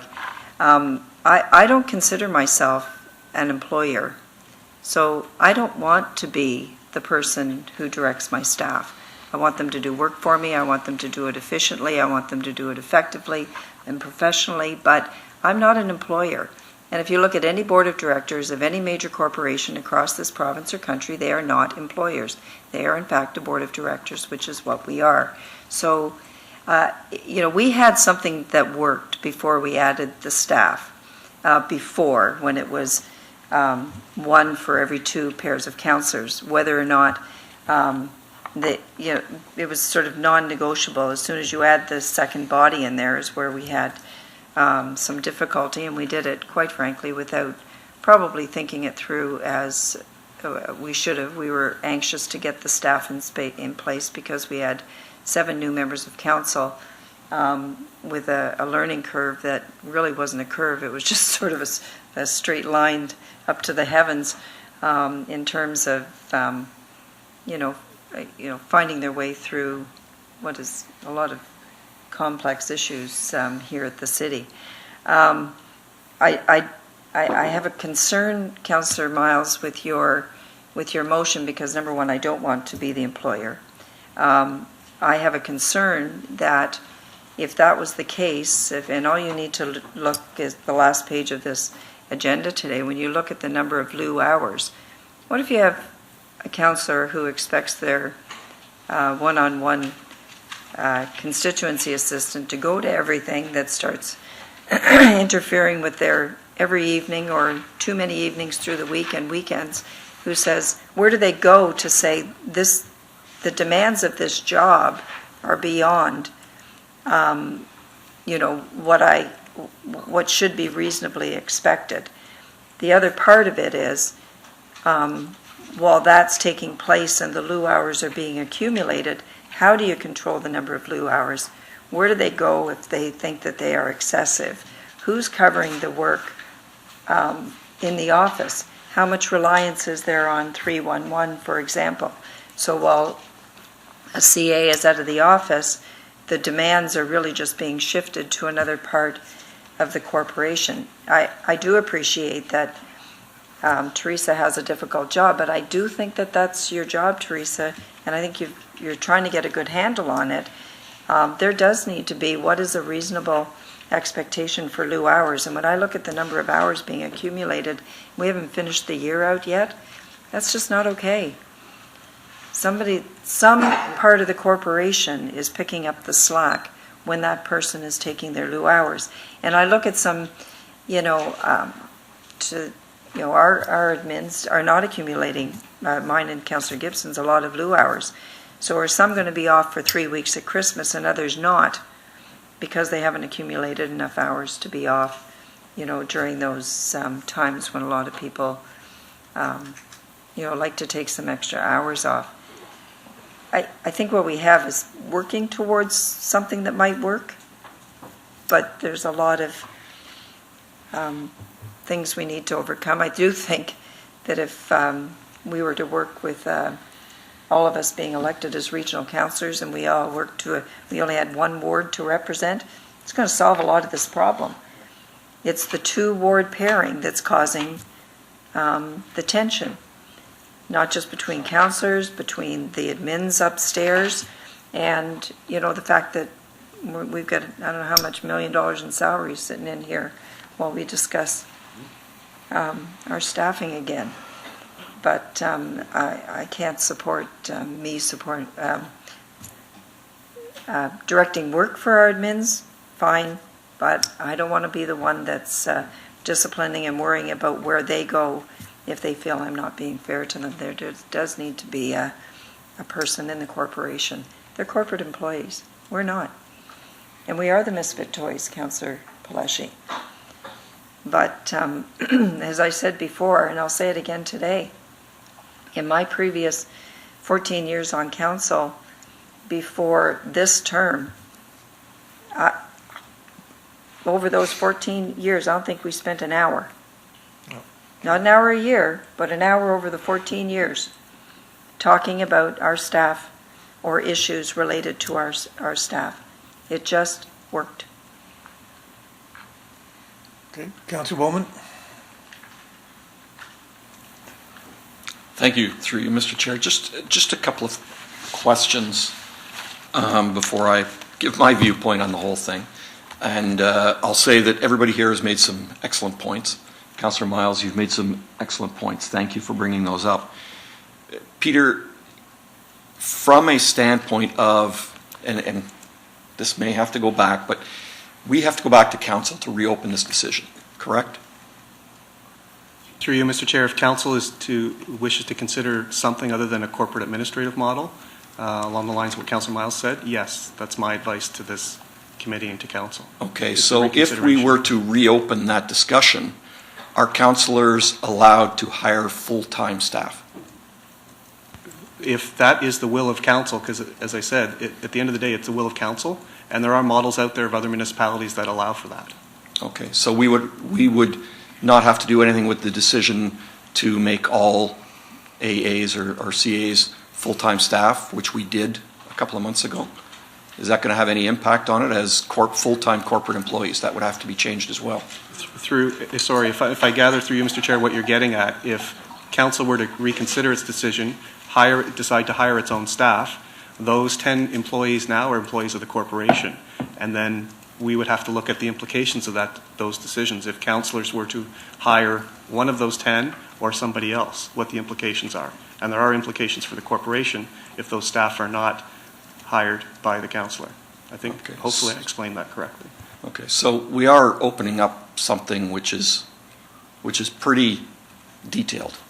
It's not just a simple decision of we want autonomy over our CAs. Okay. There's got to be a happy medium somewhere to this issue. I like Councillor Moore, I do not want to be an employer. I don't want to be the one who hires and fires and is on the hook for any issues about wrongful or dismissal or anything like that. I don't want any of that. But in saying that, we also have to be able to direct the actions that our AAs or CAs take, what they do during the day. I certainly would not want to see the assistants being dragged to every single meeting, every single event. Events, Councillor Medeiros had an event on the weekend, and that's an event where his CA should have been. It was a big event, and she was a big help there. Other events where the assistant is dragged out to take photographs of the person to put up on Twitter or wherever is not a valid reason to have your assistant go out, in my opinion. So, do we need to be able to direct the activities based on our job, based on the way we do it, based on our style? I think so. But is there no happy medium that allows us to have the corporate employee status of these assistants with oversight from the corporation, but the ability for us to direct the activities within certain guidelines? Through you, Mr. Chair, the short answer is yes, and that's what the council office protocol is starting to work down that path. It is not perfect, we'll admit that, but it is the start of a conversation to define those boundaries. For those staff that are in that neverland, but they're not political staff, they're corporate staff, but the expectation of some members of council is they will act political-like. So how do we provide guidance to ensure that all members of council receive the support they want by still being fair and consistent with all employees at the end of the day? That's our number one priority. I think what you just said, Peter, encapsulates what we've just been speaking about for an hour and a half. There's got to be there's got to be a way to mesh this together. There's got to be oversight from the corporation, but there also has to be some level of autonomy within certain guidelines for us to direct our own AAs to do the activities that we need them to do. And Councillor Moore said we're starting to work on an issue, and it's when you're building a team, it's the same thing. You've got storming, norming, conforming, and performing, and I think we're at that. We've been through 3 years of storming, and I think we're just coming into norming and conforming now. I would like to see this go on. I would like to see this further developed.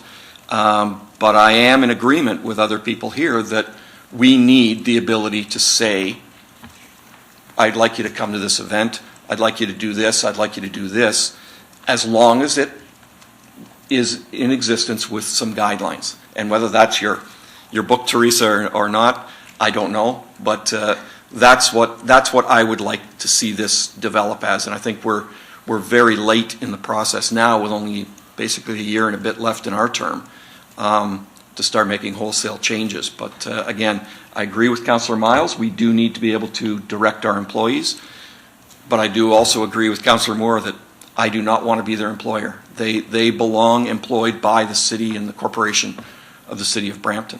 So I think we just need to start juggling this to figure out a way to do that. Thanks. Councillor Miles? I want to be clear. I was in no way suggesting that our CAs would become political staff, that we would be hiring them, that they would be anything but corporate staff. And in the same way that we have corporate staff that are managed by individuals but have to adhere to all the rules and regulations and policies of the corporation, that's what I'm asking for members of council. So it is not, I'm not suggesting that members of council hire their staff. That is not what I asked. I'm not the employer. In the same way as everybody else who manages their staff, they're not the employer. The corporation is the employer. So that's not what I was suggesting, Councillor Moore. I don't want to be the employer either.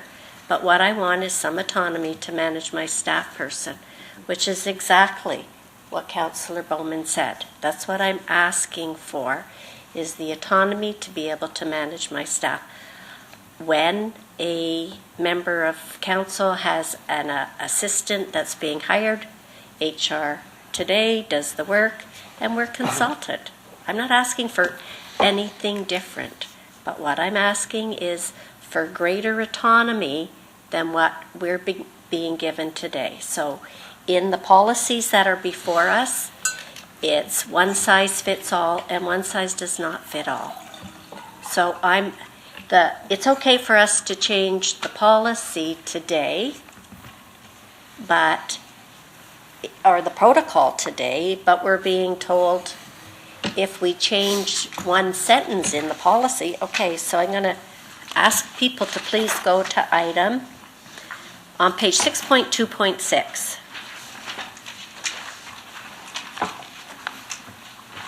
It says, point 7. Staff supervision and management by clerk's office.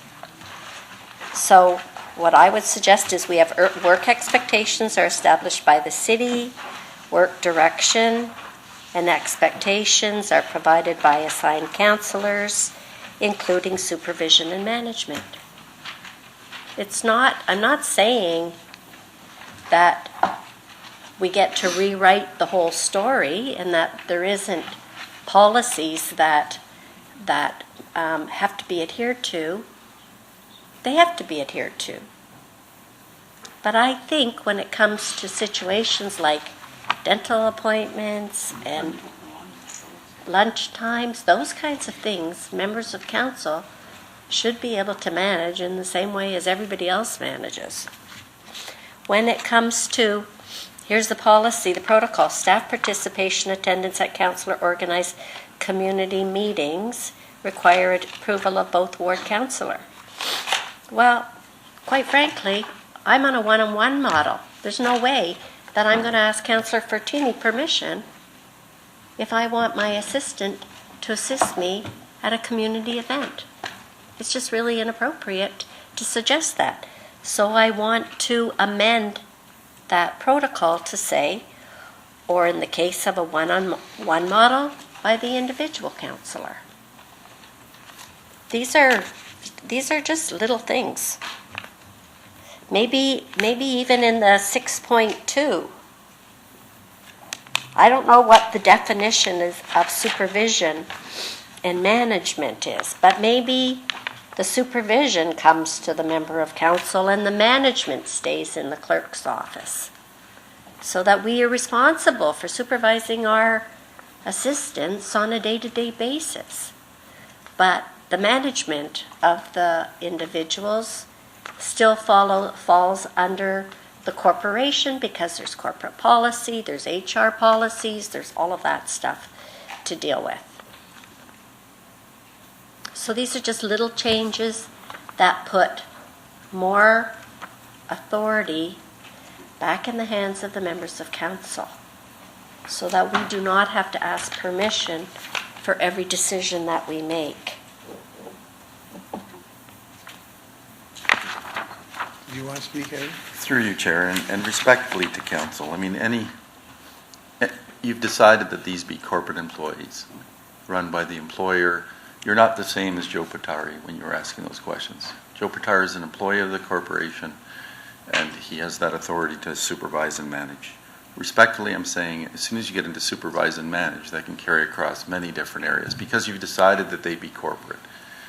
And I really, as your CAO, based on the model you chose, a non-political model, would recommend against that. And if that's the case, I'd like to go into close.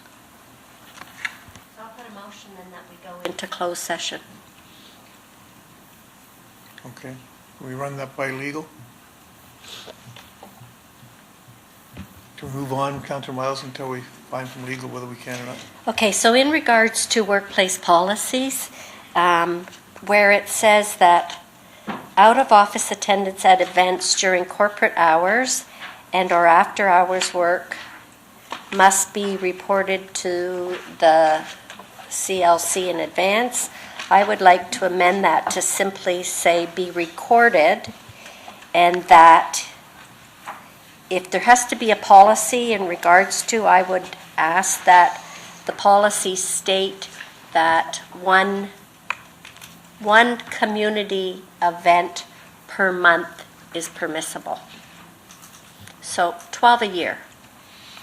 Members of council have the autonomy to determine 12 community events a year that their CAs can attend, one a month. So that could be a public meeting, it could be a community event, it could be whatever.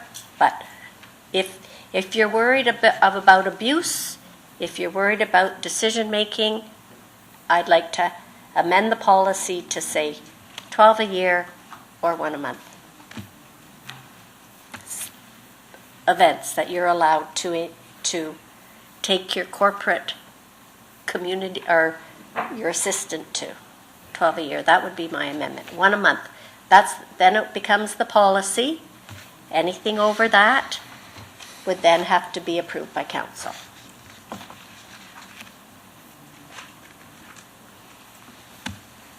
Okay, can I move on? Through you, Mr. Chair, I think for simplicity's sake, instead of amending the PowerPoint slide deck, we should look to the actual protocol, which is on page 6.2-22.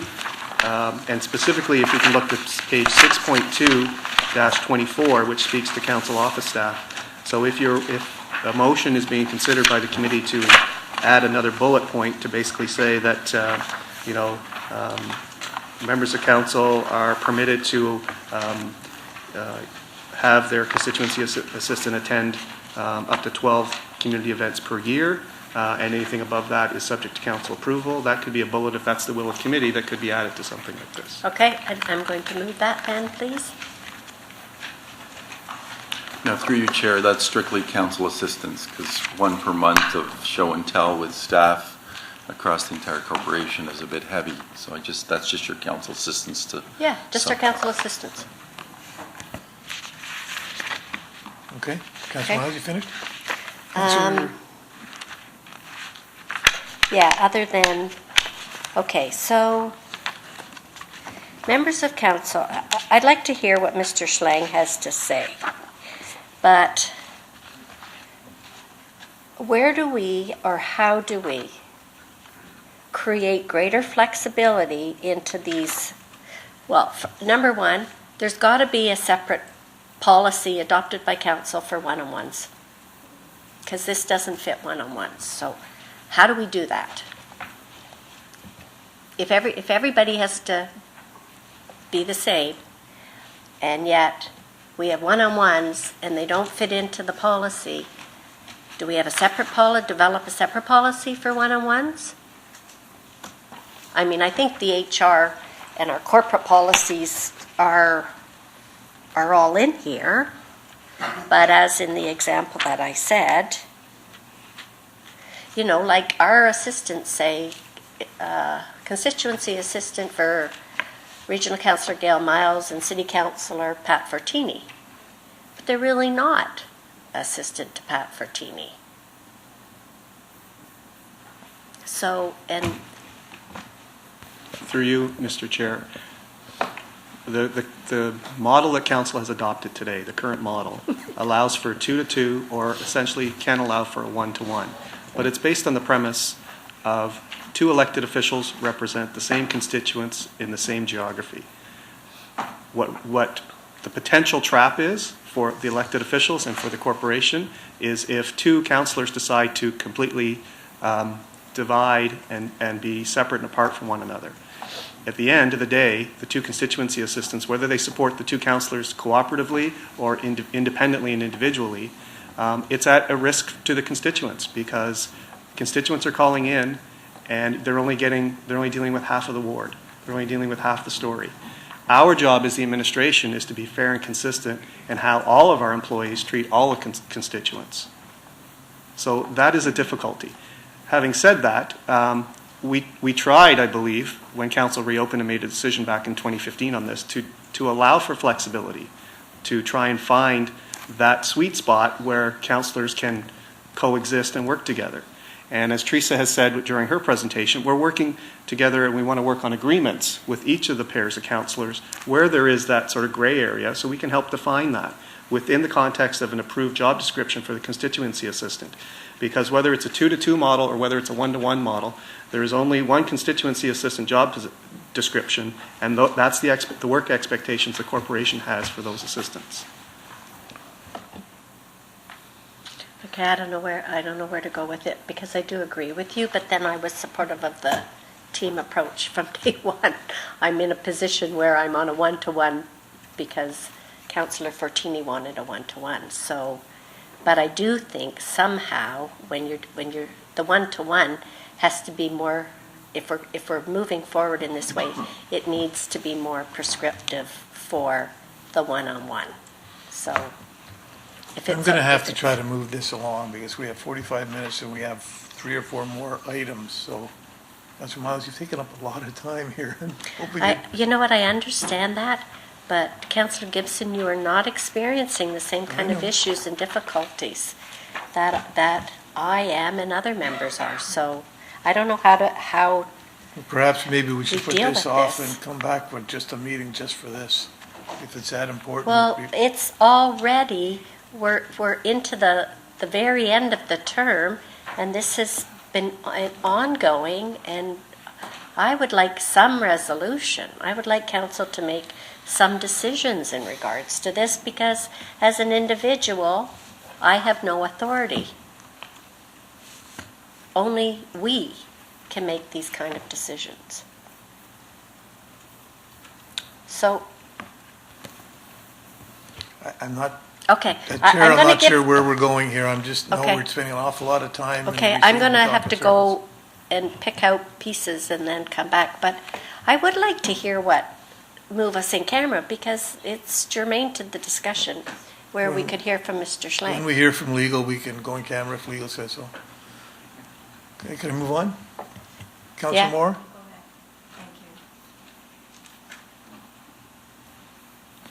Yeah. And Councillor Miles, you're absolutely correct. We all have a different experience, and for those of you who are working off a one-on-one, it is different, and I can appreciate that. I'm going to jump ahead, probably, because I made reference to how do you protect a corporate staff member if the councillor wants to drag them out to everything in the community. And when I look at page 8.2 in our agenda today, for me, quite frankly, this is alarming. And it speaks to the fact that we have to absolutely put a cap on the number of lieu hours that can be accumulated by any constituency assistant. That's another report. I understand that. I understand. But Councillor Miles is contemplating or has moved a motion that we limit it to one a month. When I look at 2015, there were 131.25 total lieu hours for the entire year. I look at 2016, it was 289 for 12 months. I look at this year, and we're at 280, and we still have 4 months to go. Well, I don't know who's using up the lieu hours, but I know that it's not mine and Councillor Gibson's constituency assistants.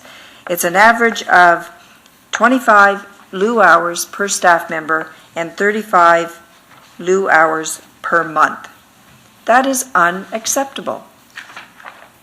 It is absolutely 100% unacceptable. So what I'd rather do is see us put a cap on the number of lieu hours for each constituency assistant. What is fair and reasonable? And maybe it's a matter of extrapolating from what is once a month, versus, a number of hours. If we take Cindy or Donnie out to a town hall meeting and she's there for 4 hours, sorry? Okay, sorry. The constituency assistants that serve wards 1 and 5, out for one of them for 4 hours, then maybe you use that as a measurement. How much time would they be out of the office in a month over the course of the year? But 280 hours, 8 months into the year, unbelievable. Absolutely unbelievable. Because somebody somewhere is picking up the slack or will be picking up the slack as those lieu hours are being used. So we need to come up with a formula. I think you're absolutely right on, and even a town hall meeting. If it's a town hall meeting to sort of talk about council decisions, to talk about, teachable moments about what are some of the city services and programs that we have, that's a different thing. But if it's a town hall meeting for, a councillor who has a different view on or a contrary view to a council decision, that's a political. It's hard to sort of, gauge those kinds of things. But there are, town halls for council-approved decisions and vision and educating the public versus, what is a political agenda. It's pretty easy to do it. But we do need some flexibility. But I think that the lieu hours needs to feed back. And wouldn't it be nice if the Minister for Municipal Affairs and Housing, or Lou Rinaldi, the parliamentary assistant, was sitting here listening to this conversation, because, while our ask of them is one-dimensional, it really has a whole bunch of dimensions that are impacting our ability to move forward. Sorry. Okay? Yep. Okay, I'm next. I don't know where to go with that. I don't get it. I honestly don't get it. 26 years that I've been on council, as Councillor Moore had said, in 14 years she's been on council, we've never spent more than an hour. That includes 26 years. We've never spent more than an hour talking about that. We are the problem. Not our assistants, not our office protocols. We are the problem. We have been since day one on this council. Because some people come in with different expectations and how they want to do their job and didn't get elected to come in to do the job the way it was set up to be done. And I'm all for change. I mean, we can change all we want, but because two council members can't get along or don't want to get along, we don't change everything. And that's what we're being asked to do here. If Councillor Moore and I, who are both elected in the same area, both elected as city councillors, even though she runs as a regional councillor, she's elected to represent the constituents of wards 1 and 5 here. If she wants to go and take my assistant out and have her own public meeting, I say no way. No way that's going to happen. We didn't always get along. Well, And that's what's happening right now. I'm sorry, but that's what's happening. Because individuals want to do individual things, we think the system's broken. And it's not. And poor staff are put in the middle of this. They have been from day one. And quite frankly, I don't get it. You guys don't want to get along, and here we are spending hours and hours and hours and hours and hours and hours and hours talking about something, in my opinion, is not broken. And, some people say, well, we're offended. Did they have to do this? Well, I'm offended that we have to spend so much time talking about this because people can't get along.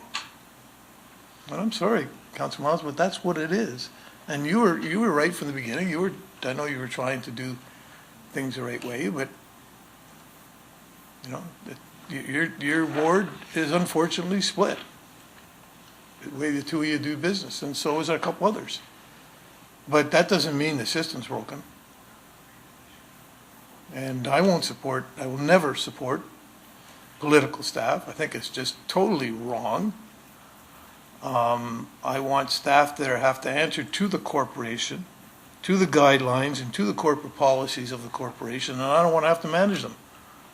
And, I haven't heard one scenario yet where it doesn't work.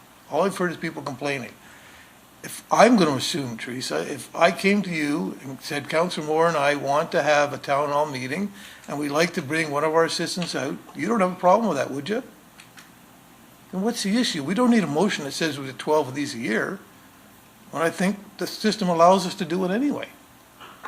But if I came to you and said, I'm going to have my own meeting, but I'm not going to invite Councillor Moore and I'm going to take Cindy out, would you approve that?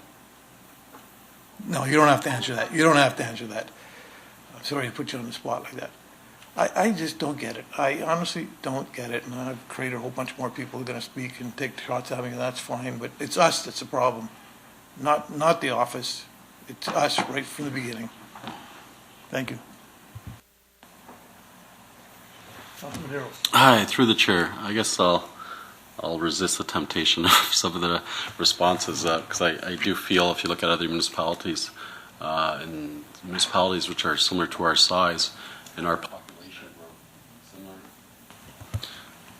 similar to when staff say that we're growing as a municipality and we need staffing resources because we're growing at a record rate.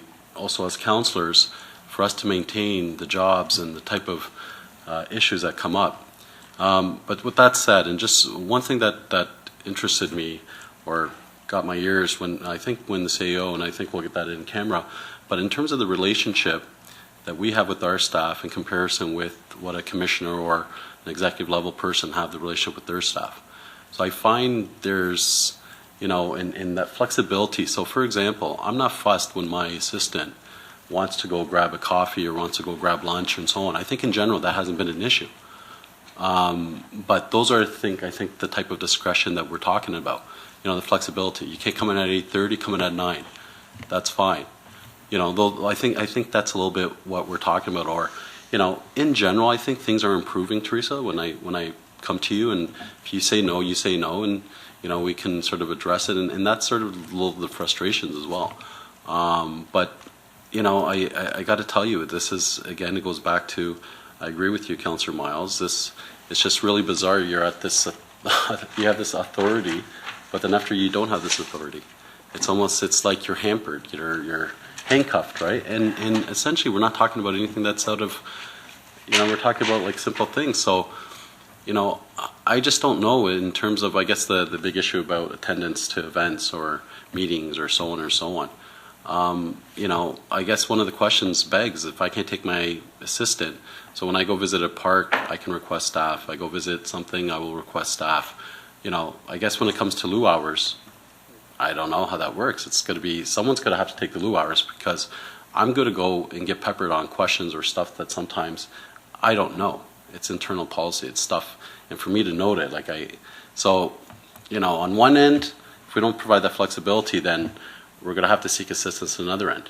And like I said, I will start just telling community groups who want to see me to start seeing you, start seeing CAA, the CAO, go see the commissioner. I have a soccer academy just last week. wanted to meet with me after hours to talk about our fields, the state of affairs they have with the fields, and the state of affairs they have to register and find time on these fields.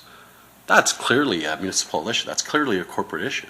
But I had to take hours out of my time as my duty to work with them on this. And I was by myself with the 5 people who were telling me about all these issues across the city. So I didn't have the benefit of having a staff person there. So then now I have to call another meeting with the staff person to be able to after address this issue. So I'm doing double the duty. So these are the challenges. I'm not blaming anyone. I know this is my role. But then after, how can we sort of get into that, working together in terms of finding that solution so I'm not on this hot seat constantly, and so that's just some of the stuff that we're dealing with. Regarding the relationships, counselors or not counselors and so on, I would say that it's difficult because there's external factors that sometimes have impact on working relationships. And that's something that we try to deal with. But ultimately, I need to have the full confidence. The staff I work with, they're committed, and I'm not going to have my information compromised. I'm not going to be, not giving the same level of service that I get from staff. All that stuff is, and that's part of the, if we had our political staff, you have 100% confidence in that staff person. Where in this situation, we have the relationship with the corporate. But I've had challenges and issues that, that makes me very cautious about the relationship, but that's just an aside. So that just speaks to why do we need political staff or why do we don't.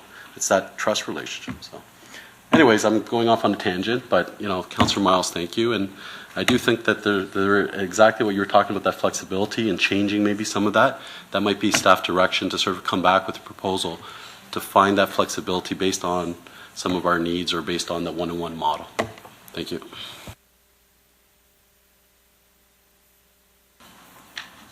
Sorry, Councillor Gibson, but I have to respectfully disagree. None of my comments had anything to do with my relationship with Councillor Fortini. It was more about what I believe as the erosion of my authority as a member of council and the support by staff and the whole issue of trying to treat us as members of council identically, and it just doesn't work. So those are the issues. The issues have nothing to do with Councillor Fortini and I or the model that we are working under. I mean, we found a place where we're both working fine, but here's an example of why I'm so frustrated. At the beginning of this year, I wanted to, I was setting up a booth as a regional councillor on regional issues at a community carnival. I needed engine there. I know that there's thousands of people that are going to be involved, and I was told no. And it wasn't until I ranted and raved and argued and did everything under the sun did I finally get permission to do it. That's just not necessary. That is not appropriate. So the reason why I've come up with let me have one a month is so that I don't have to go through that anymore. I don't want to have to rant and rave. I think I'm responsible enough to decide when I need my assistance help and when I don't. So that's as simple as it is. So if you want to give me 5 a year, give me 5 a year. But when I ask for, I think this year, twice I've asked. One was, anyway, I've asked twice. The first time it was granted, the second time it was a fight and then granted under duress. I don't want to have to do that. And I don't want to have to yell at Teresa because she's the only one, at the end of the day, I get to yell at. So, because she's the one that tells me no. And so, I don't know. Give me a better option then. Because it's more about allowing me to do my job as a member of council. This isn't political. This isn't about Pat Fortini. This is about me doing my job. Councillor Bushy? Thank you, Mr. Gibson, Chair Gibson. Counselor, I think you're absolutely right. I think it's us, but I don't necessarily think that it's a problem. You look at me and my Counselor Willens. We have a great relationship. We work very well with each other. Our CAs work very well with each other. My issue with the whole thing, and I'm not saying that we should go political model.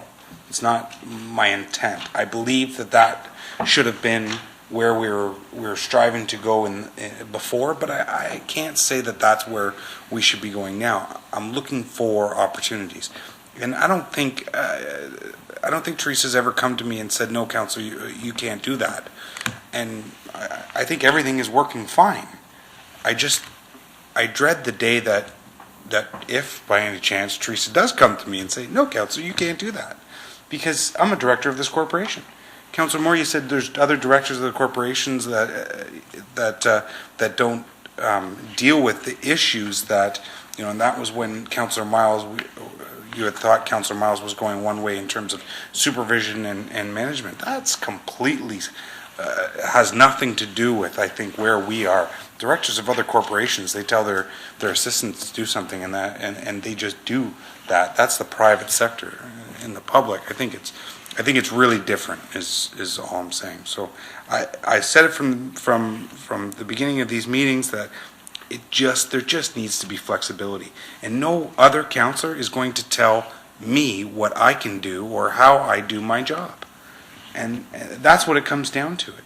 And if you're involved with, you talk about the loo time. Well, put the loo time on the councillor then.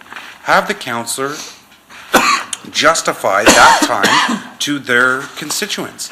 And if you still don't like it after that, then start cutting the loo time. But right now, it's accredited to all of us. And that's where it sits. And if you have an issue with that, and I have an issue with that, then put it to the councillors. Don't name names, just put it to the councillors and let them have to publicize it and let them have to justify it to their council, to their residents.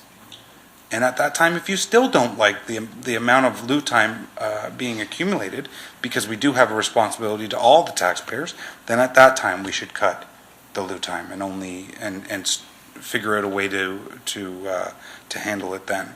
But no one councillor around this table is going to tell me how I can do my job. And if I want the flexibility, I should have the flexibility. But I think I'm getting that flexibility because I've never been told no. I just dread the day that you have to come to my office and say no. You're right, Councillor. No one councillor is going to tell you what to do, but Council of the Whole can. Council Wall hasn't been doing that. Okay, I'm not sure. Do I have a motion? I haven't got anything in front of me, Peter, so.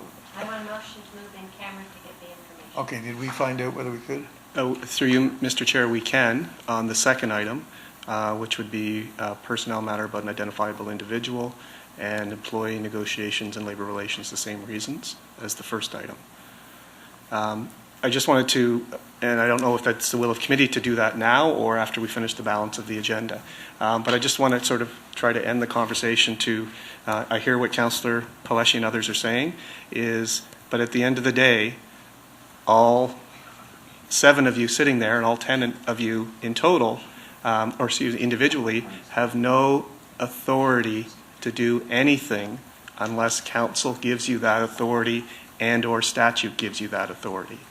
I know that is hard to say. I know that is because you're elected officials, but your authority rests in the collective when you are making decisions as a decision-making body.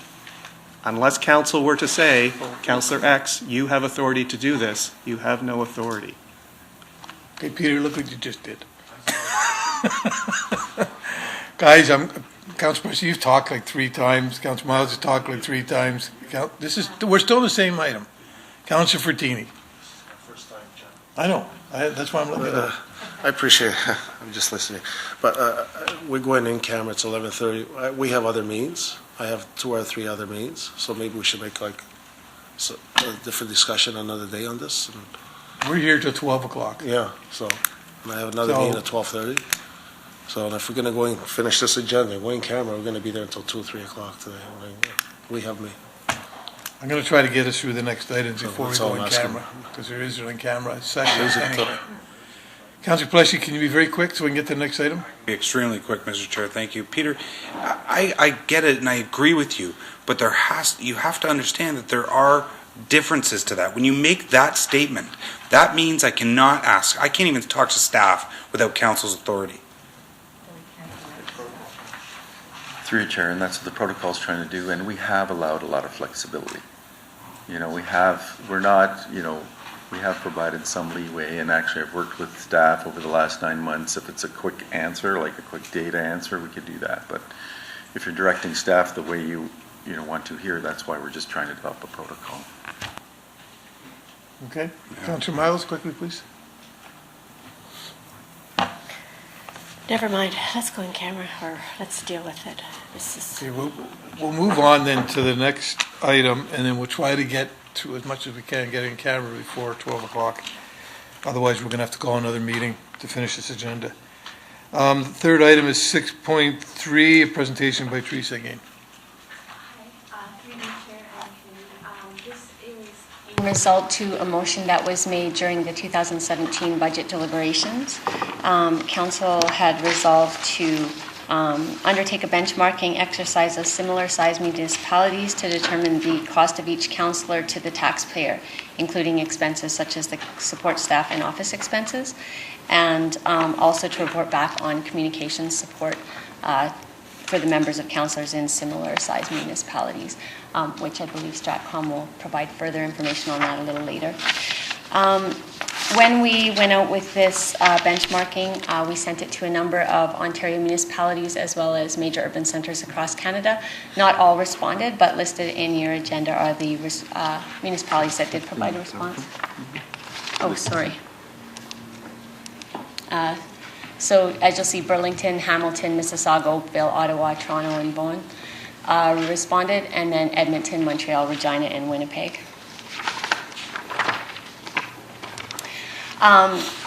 When we were going out with the information request, we decided to add a few things onto it just to provide better information to council on some other matters that we had been going through this term. So we not only asked on the type of council support model, we asked the total cost to the taxpayer, the type of council communication support, how councillor records are handled, as well as how service requests are handled when submitted by councillors or their council office. The surveys are listed in Appendix A. We also included an Appendix B, which was a survey that was done in 2012, and we also included the kind of a report on the 2016 financial information return as a comparison. It's really important to note in that Appendix A document that it's not really an apples-to-apples comparison because every municipality interpreted the question a little bit different. They provided different budgeting amounts. It was not the same cost centers maybe that were used, and the functional responsibilities may have been different. Pretty much the findings we found was that most municipalities use either a corporate or hybrid of political platforms. There's really no one size that fits all. Every municipality has adopted a practice that works best for their city. Most of the municipalities that have a corporate platform are supported by contract staff, not full-time permanent. And some of the larger urban centers do provide a base funding budget for councillors to hire their own staff.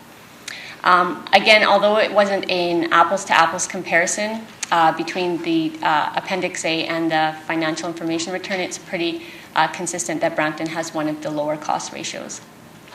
Communication support. Some municipalities have provided their councillors with direct communication support through either providing funding in their budget or the ability to hire staff with communication qualifications as their EAs. But most municipalities offer a similar communication support model as the City of Brampton does. With respect to council records, most of the municipalities are treating council records entirely as corporate, or they become corporate records once they've been actioned to staff. There's a few that treated them simply as political records. The handling of service requests, similar to the other questions, most of the municipalities have been moving towards a process similar to what we implemented this year as using 311.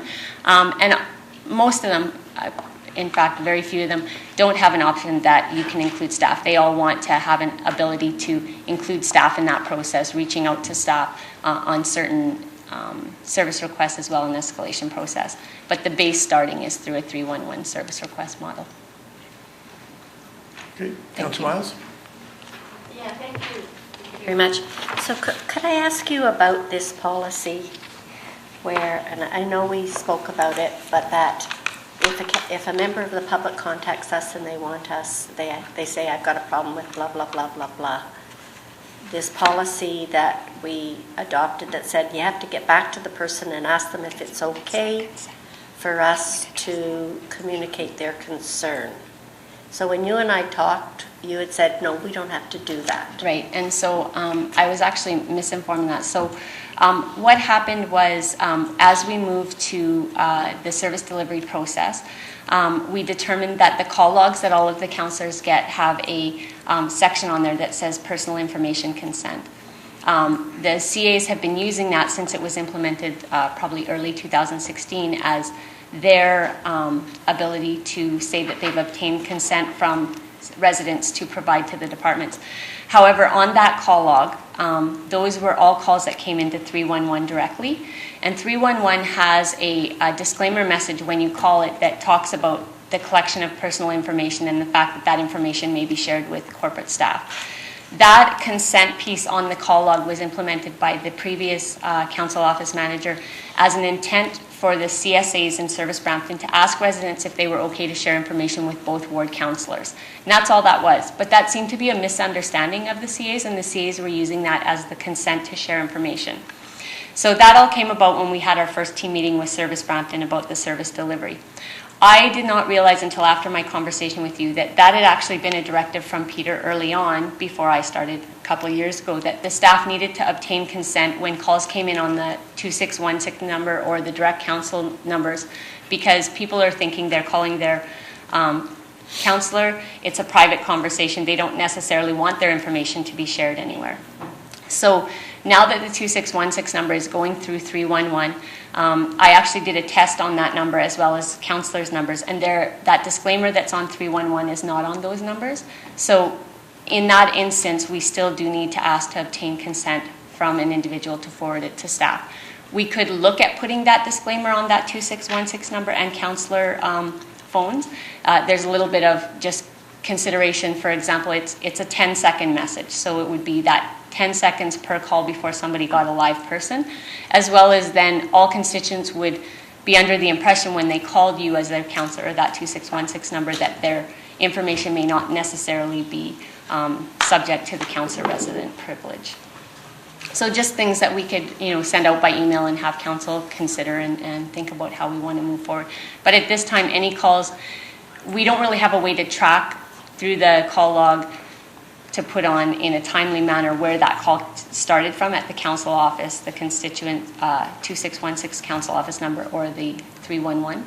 So all the calls that are coming in, it's just in the best interest of the CN councillor to ask their resident if they can have consent to share with the departments at this time. But if someone in the body of the email references, work being carried out, blah, blah, blah, do we really need to wait until we can get back to them and say, say that? Through you, Mr. Chair, the short answer is yes, because the constituent's communicating with you, and we don't know if they're expressing their opinion, they expect action. So there may be things that may not be as simple as fixing a pothole. It may be something more significant. So we have to treat that communication from the constituent as privileged if it's between the constituent and you, unless consent is provided for that information to be shared. Well, I would prefer to have a standard something so that we could deal with it rather than this back and forth. To me, it doesn't make a lot of sense. If someone's asking me for help on a tree, they know I'm not going to be able to plant the tree. Yeah. So. And I think it's definitely something we can implement as long as all council agrees. Okay. So the sum total of the findings, though, is that we are on the lower end of the scale.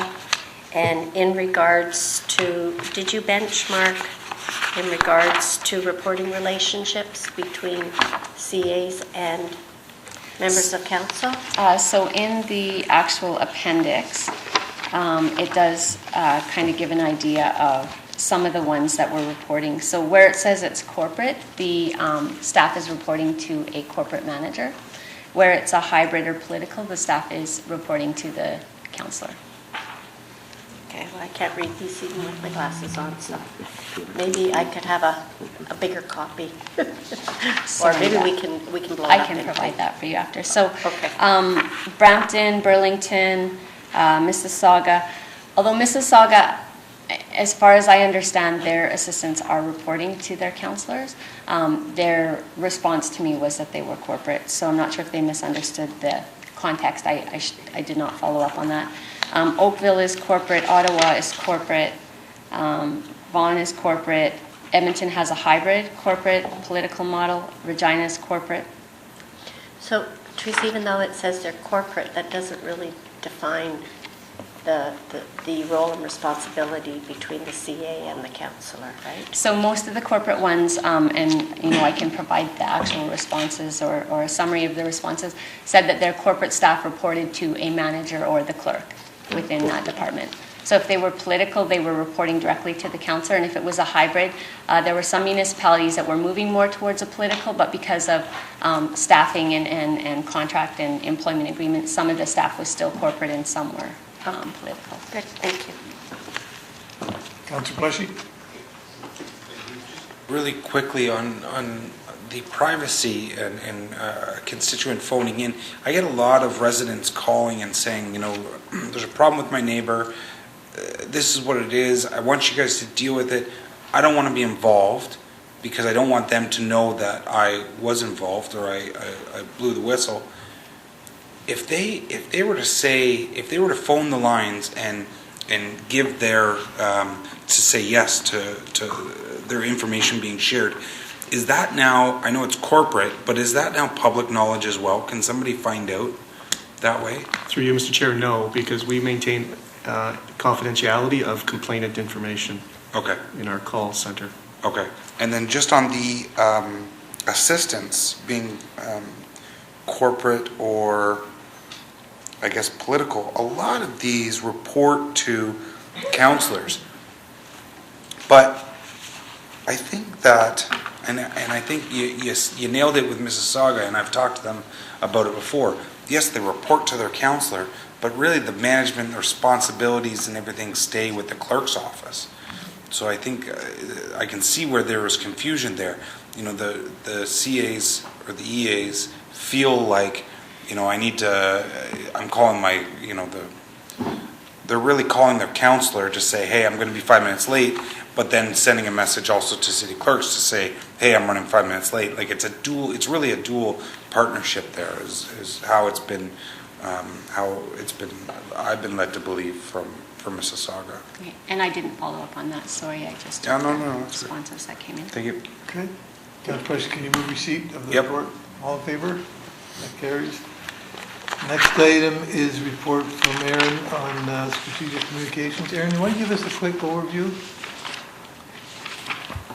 Certainly, thank you. Through the chair, this report responds to the council direction at the last member services committee regarding communication support to councillors for ward and community-based matters.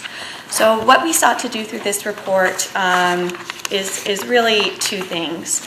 Number one, to provide clarity on kind of what the current state is, and number two, to take the councillors' concerns back and provide a proposed model, a happy medium, if you will, on how some of these issues might be rectified going forward. So some of what we heard from councillors is, requests regarding graphic design services to individual community groups, media releases for flag racings and proclamations, support for individual councillors in responding to media inquiries, and issuing statements on behalf of individual councillors.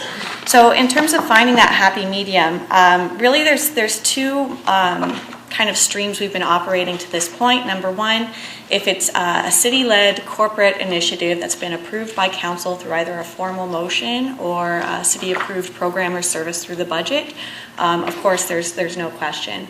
Then we have requests that are initiated by individual councillors. Given the comments earlier from the clerk, that has posed a bit problematic for us.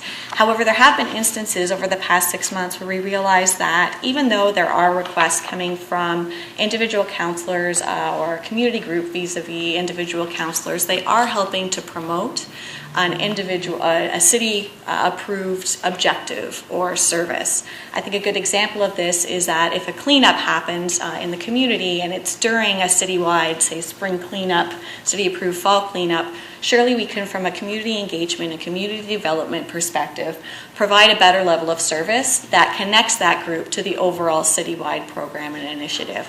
So what we're recognizing is that, yes, there's city-approved programs, initiatives, there's individually initiated programs through councillors, and then there's a hybrid.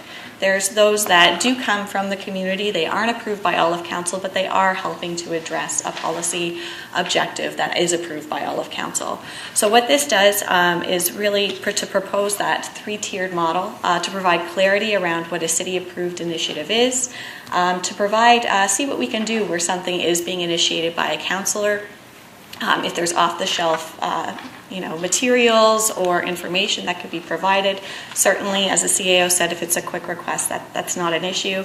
And then clarifying, okay, if there is a initiative that's coming from the community but relates very much to something that's been approved by all of council, what are some new initiatives we can do? And I think a great example is the Canada 150 platform that was built this year. There's events going on throughout the community throughout this year. The city has built this web-based platform whereby community members can upload their own initiatives, but it's under the whole Canada 150 umbrella that the city has approved. So that's a model. I will say that we strive going forward to provide an equitable level of service to councillors where there are no surprises. We want to make sure that whatever we're promoting there's an awareness by all of council and there's consent by all of council that we would support that. So that is the juggling act we're playing through this process. Thank you, Mr. Chair. Thank you, Erin. Councillor Fleshy, I'm going to ask you if you can to go quickly. Councillor Moore, you're next because we do have a couple more items in 10 minutes to do it. 8 minutes to do it. I will, and I will go quickly. I think I'm good with all this, and you had mentioned that you're going to find a happy medium. Within that, I think there needs to be found a happy medium, if you know what I mean, in terms of the councillors and stuff like that, and it needs to be fair for each and for all, and I'm sure you guys will find that happy medium. For one example, giveaways. It says it's subject to availability. Well, if one councillor comes to you and gets all the giveaways, there has to be that happy medium, right? Through you, Mr. Chair, when councillors come requesting, say they're going out to an event where things are existing off the shelf, we're happy to provide those. We could put further clarity around limits on councillors, or we could provide a message to all of council. This is what I'm talking about in trying to provide that happy medium and also have that equitable level of service to councillors. It's a bit of a tricky balancing act. Yeah, I think it's just knowledge and coming out to say, this is what we have available for these type of events, and if Councillor A gets a bunch of stuff. Well, there's a lot of times that I'll go upstairs and I'll see, a box of something. I'm like, oh, wow, we're giving those away at our whatever. I didn't even know we had those. Stuff like that. That's all I'm saying is send us the knowledge and then also keep us at bay though. And then I'm good as long as Councillor Miles is good with everything. Councillor Fleshy. Yes. You done? Yes. Councillor Moore. Quickly, and I'll first jump on the giveaways. It needs to be based on a per capita per board. We've run into this in the past where there's been events where, not just this term, but previous terms where all the inventory has been used up. And so if we're having something later in the year, there's nothing left to give out. So I think that if, sort of as a rough guideline, if they're sort of based on per capita, that's how it's going to be. So one councillor can't come in or a pair of councillors and sort of scoop up all the inventory. leaving nothing for other members of council, just as I just throw that out, maybe that's the way you come up with a guideline.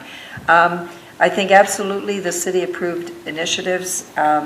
The community cleanups, I think you can come up with a template each year where, it's one poster, and then the details of where the cleanup is taking place. So you've got like, when you go into Word documents, you get all these templates. Maybe there's a template for, the department. I guess I'm cut off. The department creates some templates based on whether it's a town hall meeting or it's other, so our staff don't have to, it's a matter of just sort of plugging in the key information. I think that there are opportunities, and, Grant and I, and we've had a long conversation, I'm not going to beat a dead horse here on the 443, but there are times when sometimes the messaging isn't always good news, or it's different kind of good news. On 443 Center Street, as an example, it was a political issue very much, but it was administrative. The consequences there could have been consequences to the corporation if the messaging wasn't consistent and carefully vetted. That was something that we needed help with from a corporate perspective, and not something that we felt that we could handle with our office staff. So where there is a shared responsibility, I think that, and whether that's a community cleanups or community approved initiatives, it's a shared message. I think we need to be able to sort of broaden what the definition of those shared responsibilities are. Okay, you can move the report? Yep. Thank you. All in favor? Carried. No, it's taken care of. Sorry. Okay, go ahead. I asked for the org chart in the budget on our strategic communications very specifically because I wanted to see how much money we were actually spending and how many staff persons we had in regards to strategic communications. Where I have a real concern is the fact that we spend a huge budget really on media and communications to the media, and yet we have so much negative media, and most of the media is relative to council. So what we're finding our media wants to focus in on is members of council and the dysfunction there.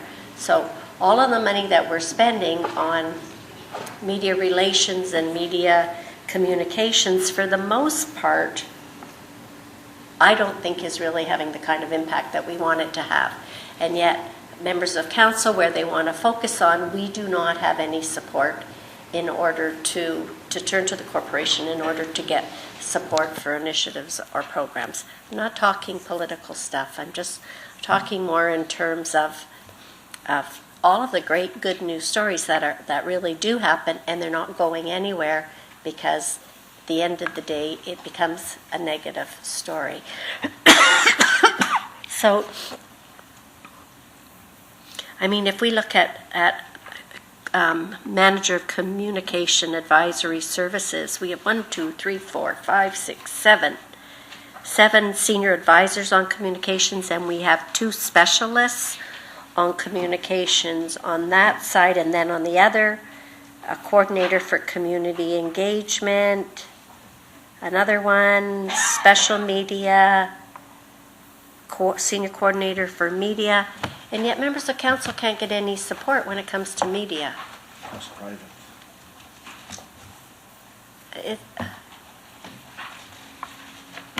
I think this report is like a compromise because it does open the doors Well, a bit what for the more.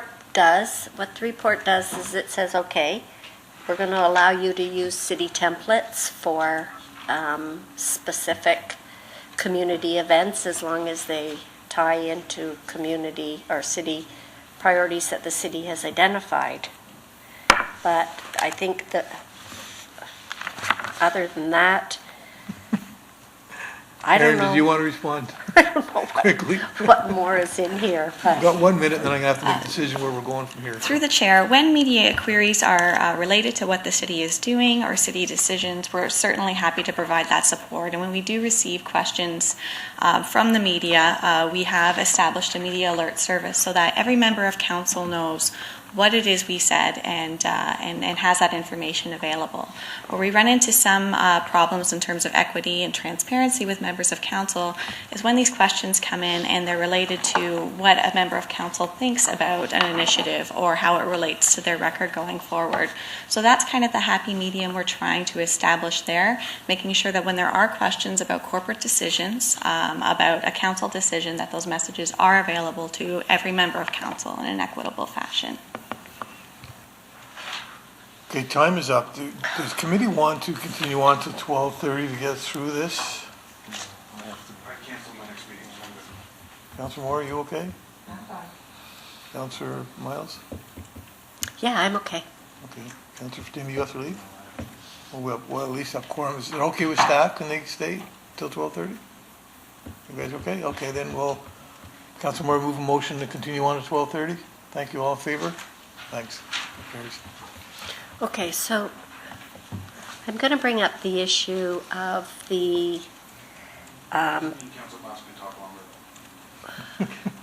well, I mean, the audit report, I think where the audit report that ended up turning into a huge scandal.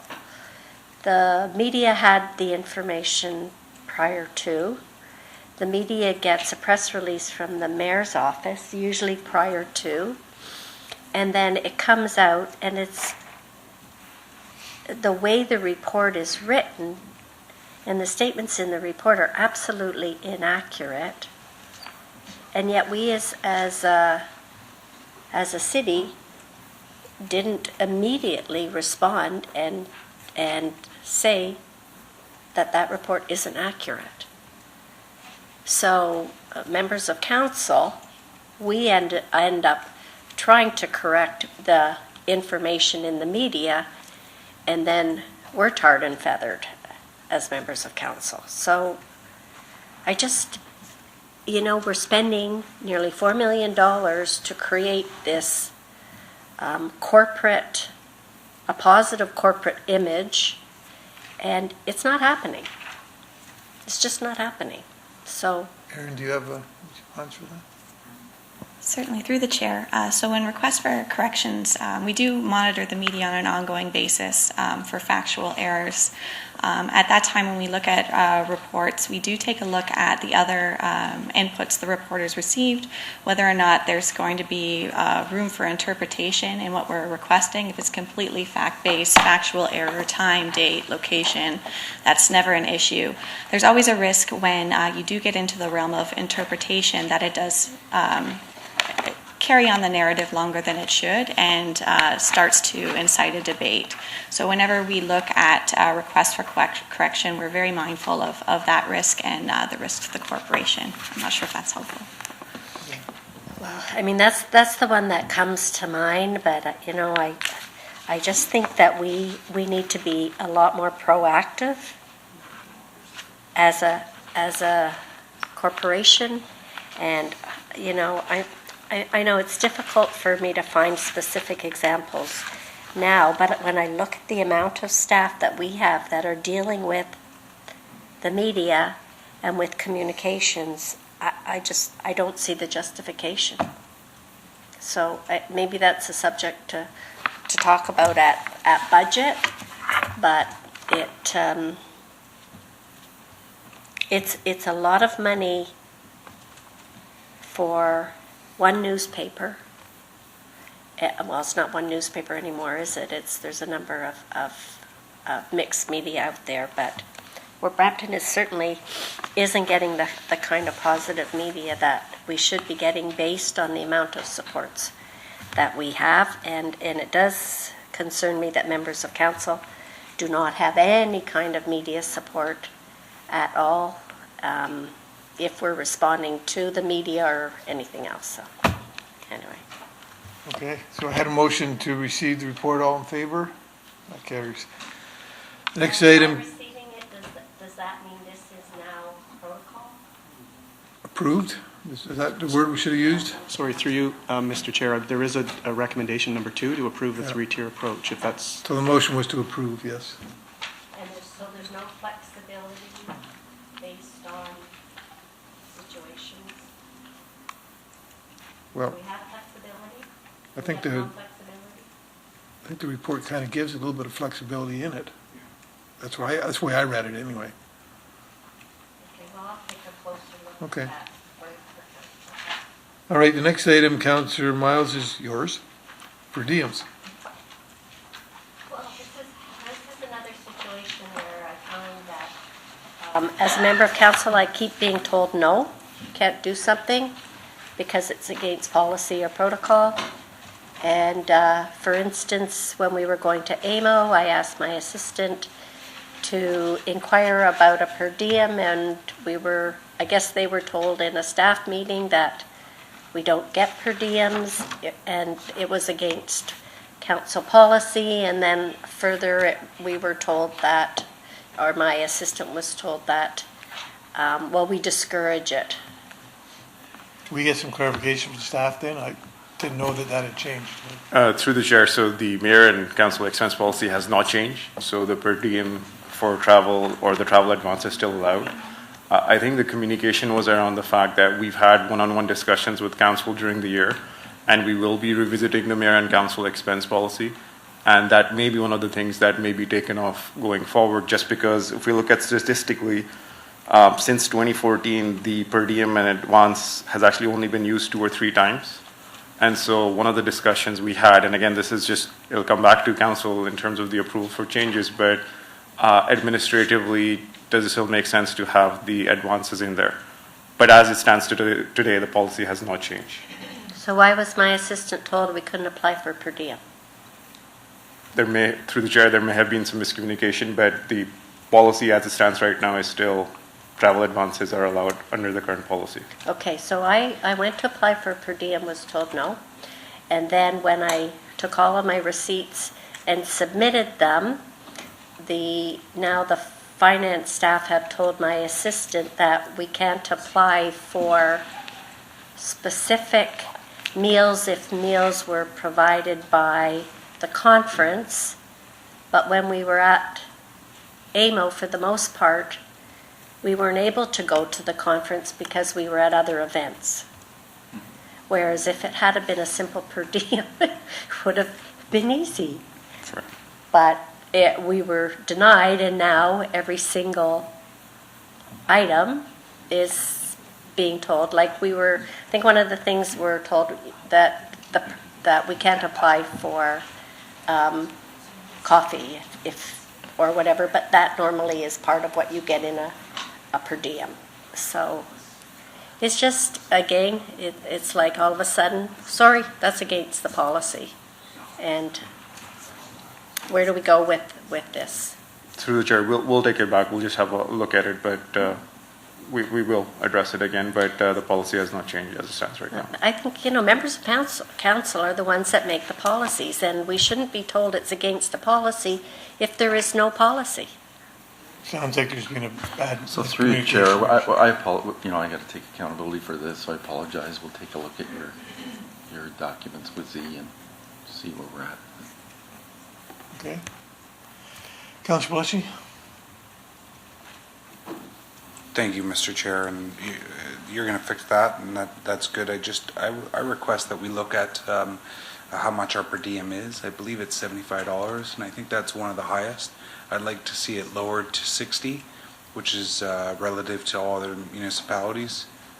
Ours is 60. I was just at the Council Expense Policy Committee, and they said that ours is 75, so it's through you, at the region. Chair, I'm looking at the policy right now. It says there's a reimbursement of $60, 15 for breakfast, 15 for lunch, and 30 for dinner. That's today's Even the policy. region 75. Carry the 2, that's 60. Perhaps we can just ask us just to come back at another time, and we can have some more discussion on it. Are you watching the council expense, the regional council Correct. expense committee? Yeah, exactly. meetings? And we've had one-on-one discussions, and we'll take some of those discussions into account as we kind of present a Excellent. revamp policy. Excellent, thank you. Perfect. Okay, thank you. Move receipt of the discussion. All in favor? That carries. Next item is the loo time accumulations. We've had some discussion of this. Anybody, Councillor Moore? Well, the only comment I want to make. The only comment I want to make is, it's here for an information item, but it needs to be an action item. And I would like staff to report back on, and maybe we get something in camera that shows where the loo time is being mostly used. But at the end of the day, I think we need to decide what is a reasonable amount of loo time that can and should be accumulated by any single admin on a month or an annual basis. Because some month might be more, obviously June and July, or July and August, probably nothing, but on an annual basis. And then it's up to us to budget that over the course of the year, so that you have some reasonable reason to say, no, you can't have that time off because you've used up your bank. So assign a bank of loo time to each member of council based on something. I don't know, find it. But what I read, seeing in this is just alarming to me. Because that's, we can make it all about us if we want to, but at the end of the day, it's the taxpayers that are paying that. And you can say loo time doesn't have a cost, but it does. Okay, so we'll monitor it. Can I give that direction? I don't know what the direction is, but to refer it back for you to come forward with a recommendation on a cap for loo time based on I'm not even going to say ward pairing because that doesn't work, on each individual constituency assistant. Thank you. We almost need more information because there's got to be reasons why there's, and those reasons why. Well, as I said, in maybe not camera, we acceptable. can get that further detail if we want. Yeah. So we get a sense of what that loo time is being used for, but. Can we talk about that in camera? Yeah. Maybe at another meeting. Can we ask this to come back at another meeting and we can have can we talk about it in camera, Peter? We need, I might personally feel like we need some more information here, and it's just, it looks like it's out of whack, but why is it out of whack? Certainly we can look at it right now this is a standing item on Member Services Committee meetings every quarter in terms of reporting out last quarter's loo time, and we can look at what opportunities may exist for, if it's caps that council's interested in or things like that, within the corporate policies that exist right now for non-union staff that we have to adhere to. In terms of looking at individual loo time, I'd rather look, through you, Mr. Chair, I'd rather look at it holistically. If we start to get into looking at individuals, it gets into a conversation of winners and losers and favorites and non-favorites, unfortunately. And I want to protect we can talk to the individual councillors about their overtime. And in fact, we have. So the individual councillors should be aware of which of their staff have worked the overtime. I'm just a little reluctant to start going down a path where we start to talk about individual constituency assistant loo time by individual, and to the extent of the next item in closed session that's been added to the agenda, remuneration, because we're starting to get into very specific individual matters for which some of that information is personal information, particularly on remuneration, that we shouldn't necessarily be sharing broadly with Then all Peter, the can we members. come back with some information about what the loo time was used for, rather than not the individuals, so that we can kind of understand how it's. We can, and some of that is summarized at the bottom of the chart, but we can try and do a better job or where we have more Break it precise down a little bit information to more. Okay. attribute hours to that. So why don't we just keep this on for the next agenda item? And then staff can bring back, the direction of staff bring back some more information. Is that okay? All right, move on. The next one is, Councillor Moore, you added TVs in office. Yes, I did.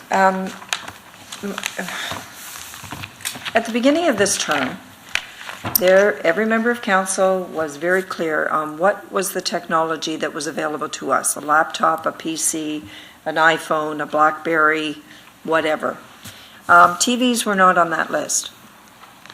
And we did get an email circulated to us on who was interested in having a TV in their office. Well, we didn't approve that in the budget. It wasn't part of the council-approved technology that was to us, and whether or not there was money in the budget to do this, really, in my view, steps outside of what we approved in the context of what the approved technology and what was available for us to have supporting in our offices. So I know that there is a counselor with the TV in their office. And a mayor, with all our staff. And so if that's the case, I don't want that coming out of a general budget somewhere because we happen to have it available. If we're going to cut a TV out for our staff to see it during their lunches in a lunchroom, then it shouldn't be in the individual. There should be one available for us to watch that is, there's probably 3 zones. I'm just talking about members of council, not the mayor. We're one television that's available there, but to have it in a councillor's office, that needs to absolutely come out of their discretionary account. And the costs associated with the installation and the TV itself needs to be attributed out of the discretionary account for that councillor. Okay. Can I ask a question of staff? Like, where does this come from right now, the cost of it?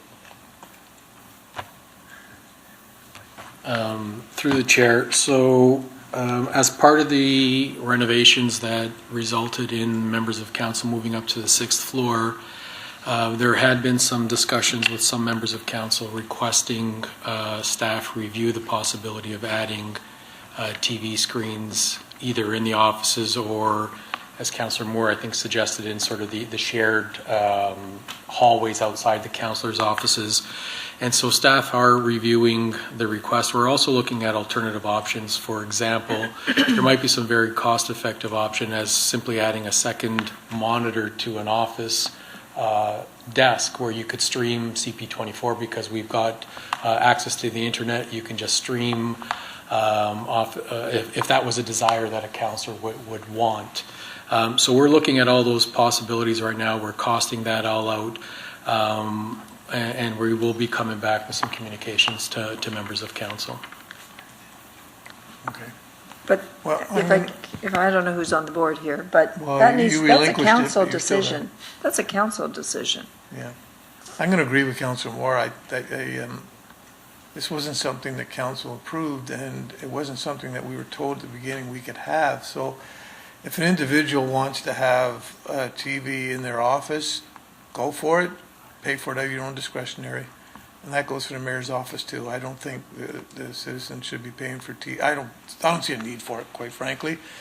But if we had to have one on the 6th floor, that if something happened, like there are things, the odd time, but you don't put TVs in offices for a once a year thing that happens. Maybe like a provincial budget or a federal budget that we want to watch go down, that one TV on the floor would be fine.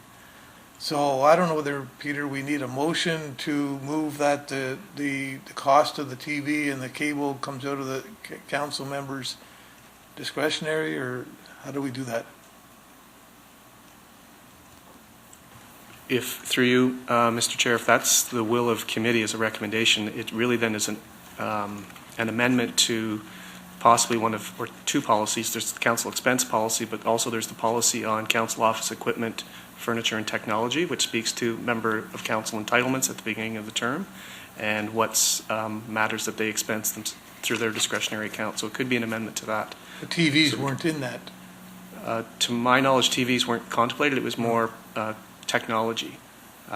It did allow a $2,000 allowance for members of council at the start of the term to fit up their office. I think the intent of that was mostly for art, for lamps, things like that. It didn't contemplate TVs at that point in time. So, but we can report back if that's. So Councillor Moore, are you moving a motion then that it comes out of discretionary of the council member? I absolutely would move that motion that any acquisitions on the part of members of council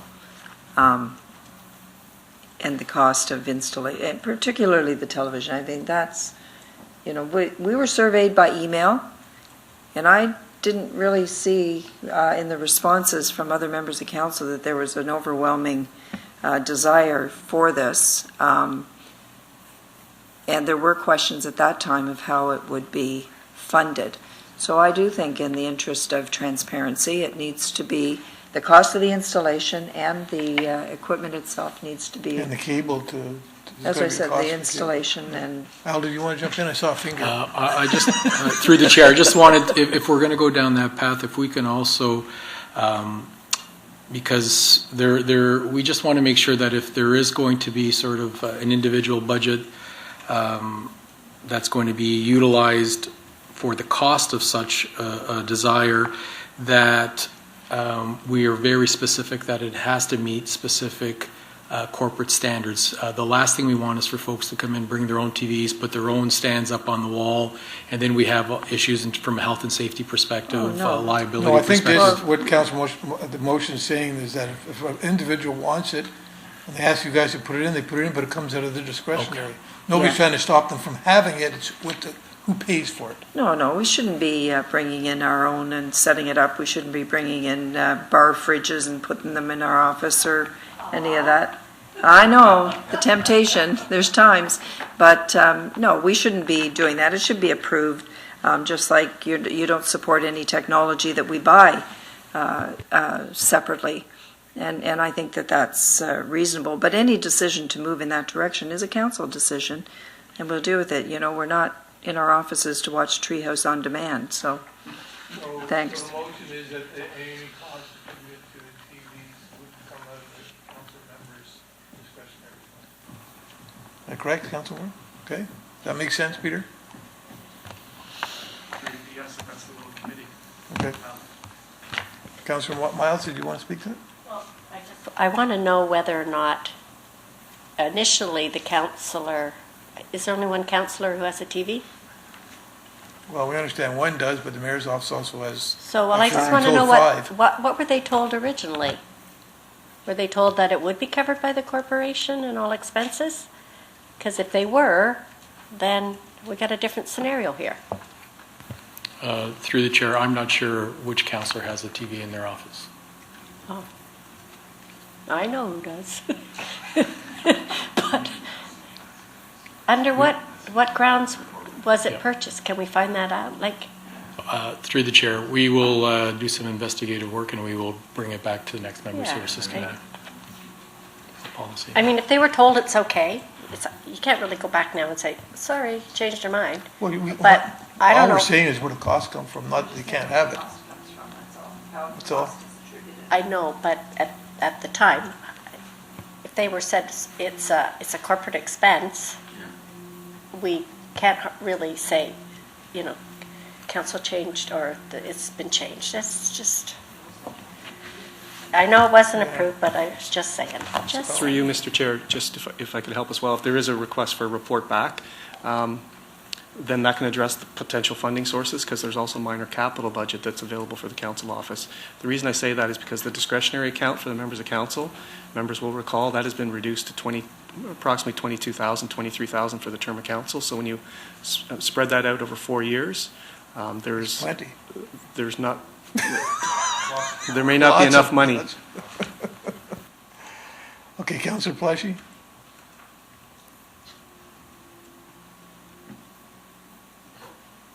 I'm trying. There. Speak loudly. Thank you, Mr. Chair. And I just want to make sure that, because before we even moved into our new offices, I was told that there was going to be TVs like the old council offices in that common area on CP24 for us to catch things like the budget or breaking news and stuff.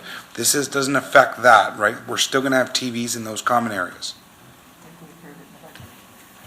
No, it was approved. Through the chair, the envision, when we initially developed and designed the space for the councillors to move up to the 6th floor, we had envisioned a day when we would put TVs up in the common areas, specifically 3 TVs, 2 on the one side and 1 on the other side, so that in the common areas, if there was anything happening, that we'd always have CP24 on the background. So that is still the plan. Okay. When are you going to put the TVs up? It is coming shortly. Okay, let's move on. We This have has nothing to do 6 with that, minutes. right? Okay. Correct. Thank you. Councilor Moore, do you still want to leave your motion on the floor? Or Let's extend to 1 o'clock. Councilor Moore, did you want your motion still there? You know Well, I'd like some clarity around, if nobody seems to know about a television, it seems that technology's been brought in. So if that's the case, that's contrary to what Commissioner Manesi said, where we can't just bring in stuff and set it up. There's a cost. So I think there needs to be some clarity, and my point is, in the interest of transparency, the taxpayers should see that expense attributed to whatever member of council, regardless of how it's paid for. Okay, so. Through the chair, You're gonna we will report back. investigate and report back. Okay, So are you holding back your, yeah, sure, if they're going to report back. okay. I'll move a motion that they report back. Okay, so, staff can report back, we don't need a motion. Councilor, question period, any questions? Seeing none, hopefully, a public question period, anybody from the public have any questions? Nothing. We'll move into closed session, we have 5 minutes. Mr. Chair, I'm going to suggest, in the interest of time, we convene closed session in the lounge Okay, with just the CAO and myself, and then we can come back out here to okay, we'll do that. adjourn the meeting. We'll take 2 minutes to go to the bathroom.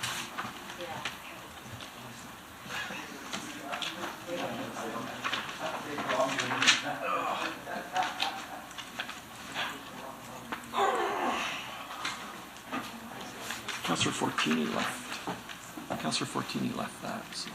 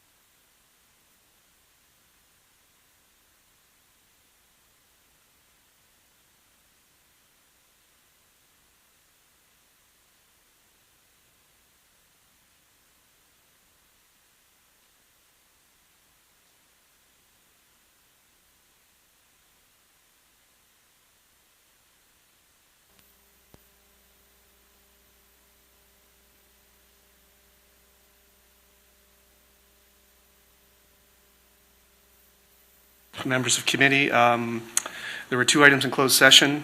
The first was personnel matter about identifiable individuals and employee negotiations and labor relations. Committee considered the matter. No direction was provided. And the second item is the same, reasons for closed session, personnel matters about an identifiable individual, and employee negotiations, labor relations. Committee consideration was given, but no direction was given. Okay, thank you. We need a motion to adjourn. Thank you, Trustee. All in favor? Thank you. Thank you, Chair.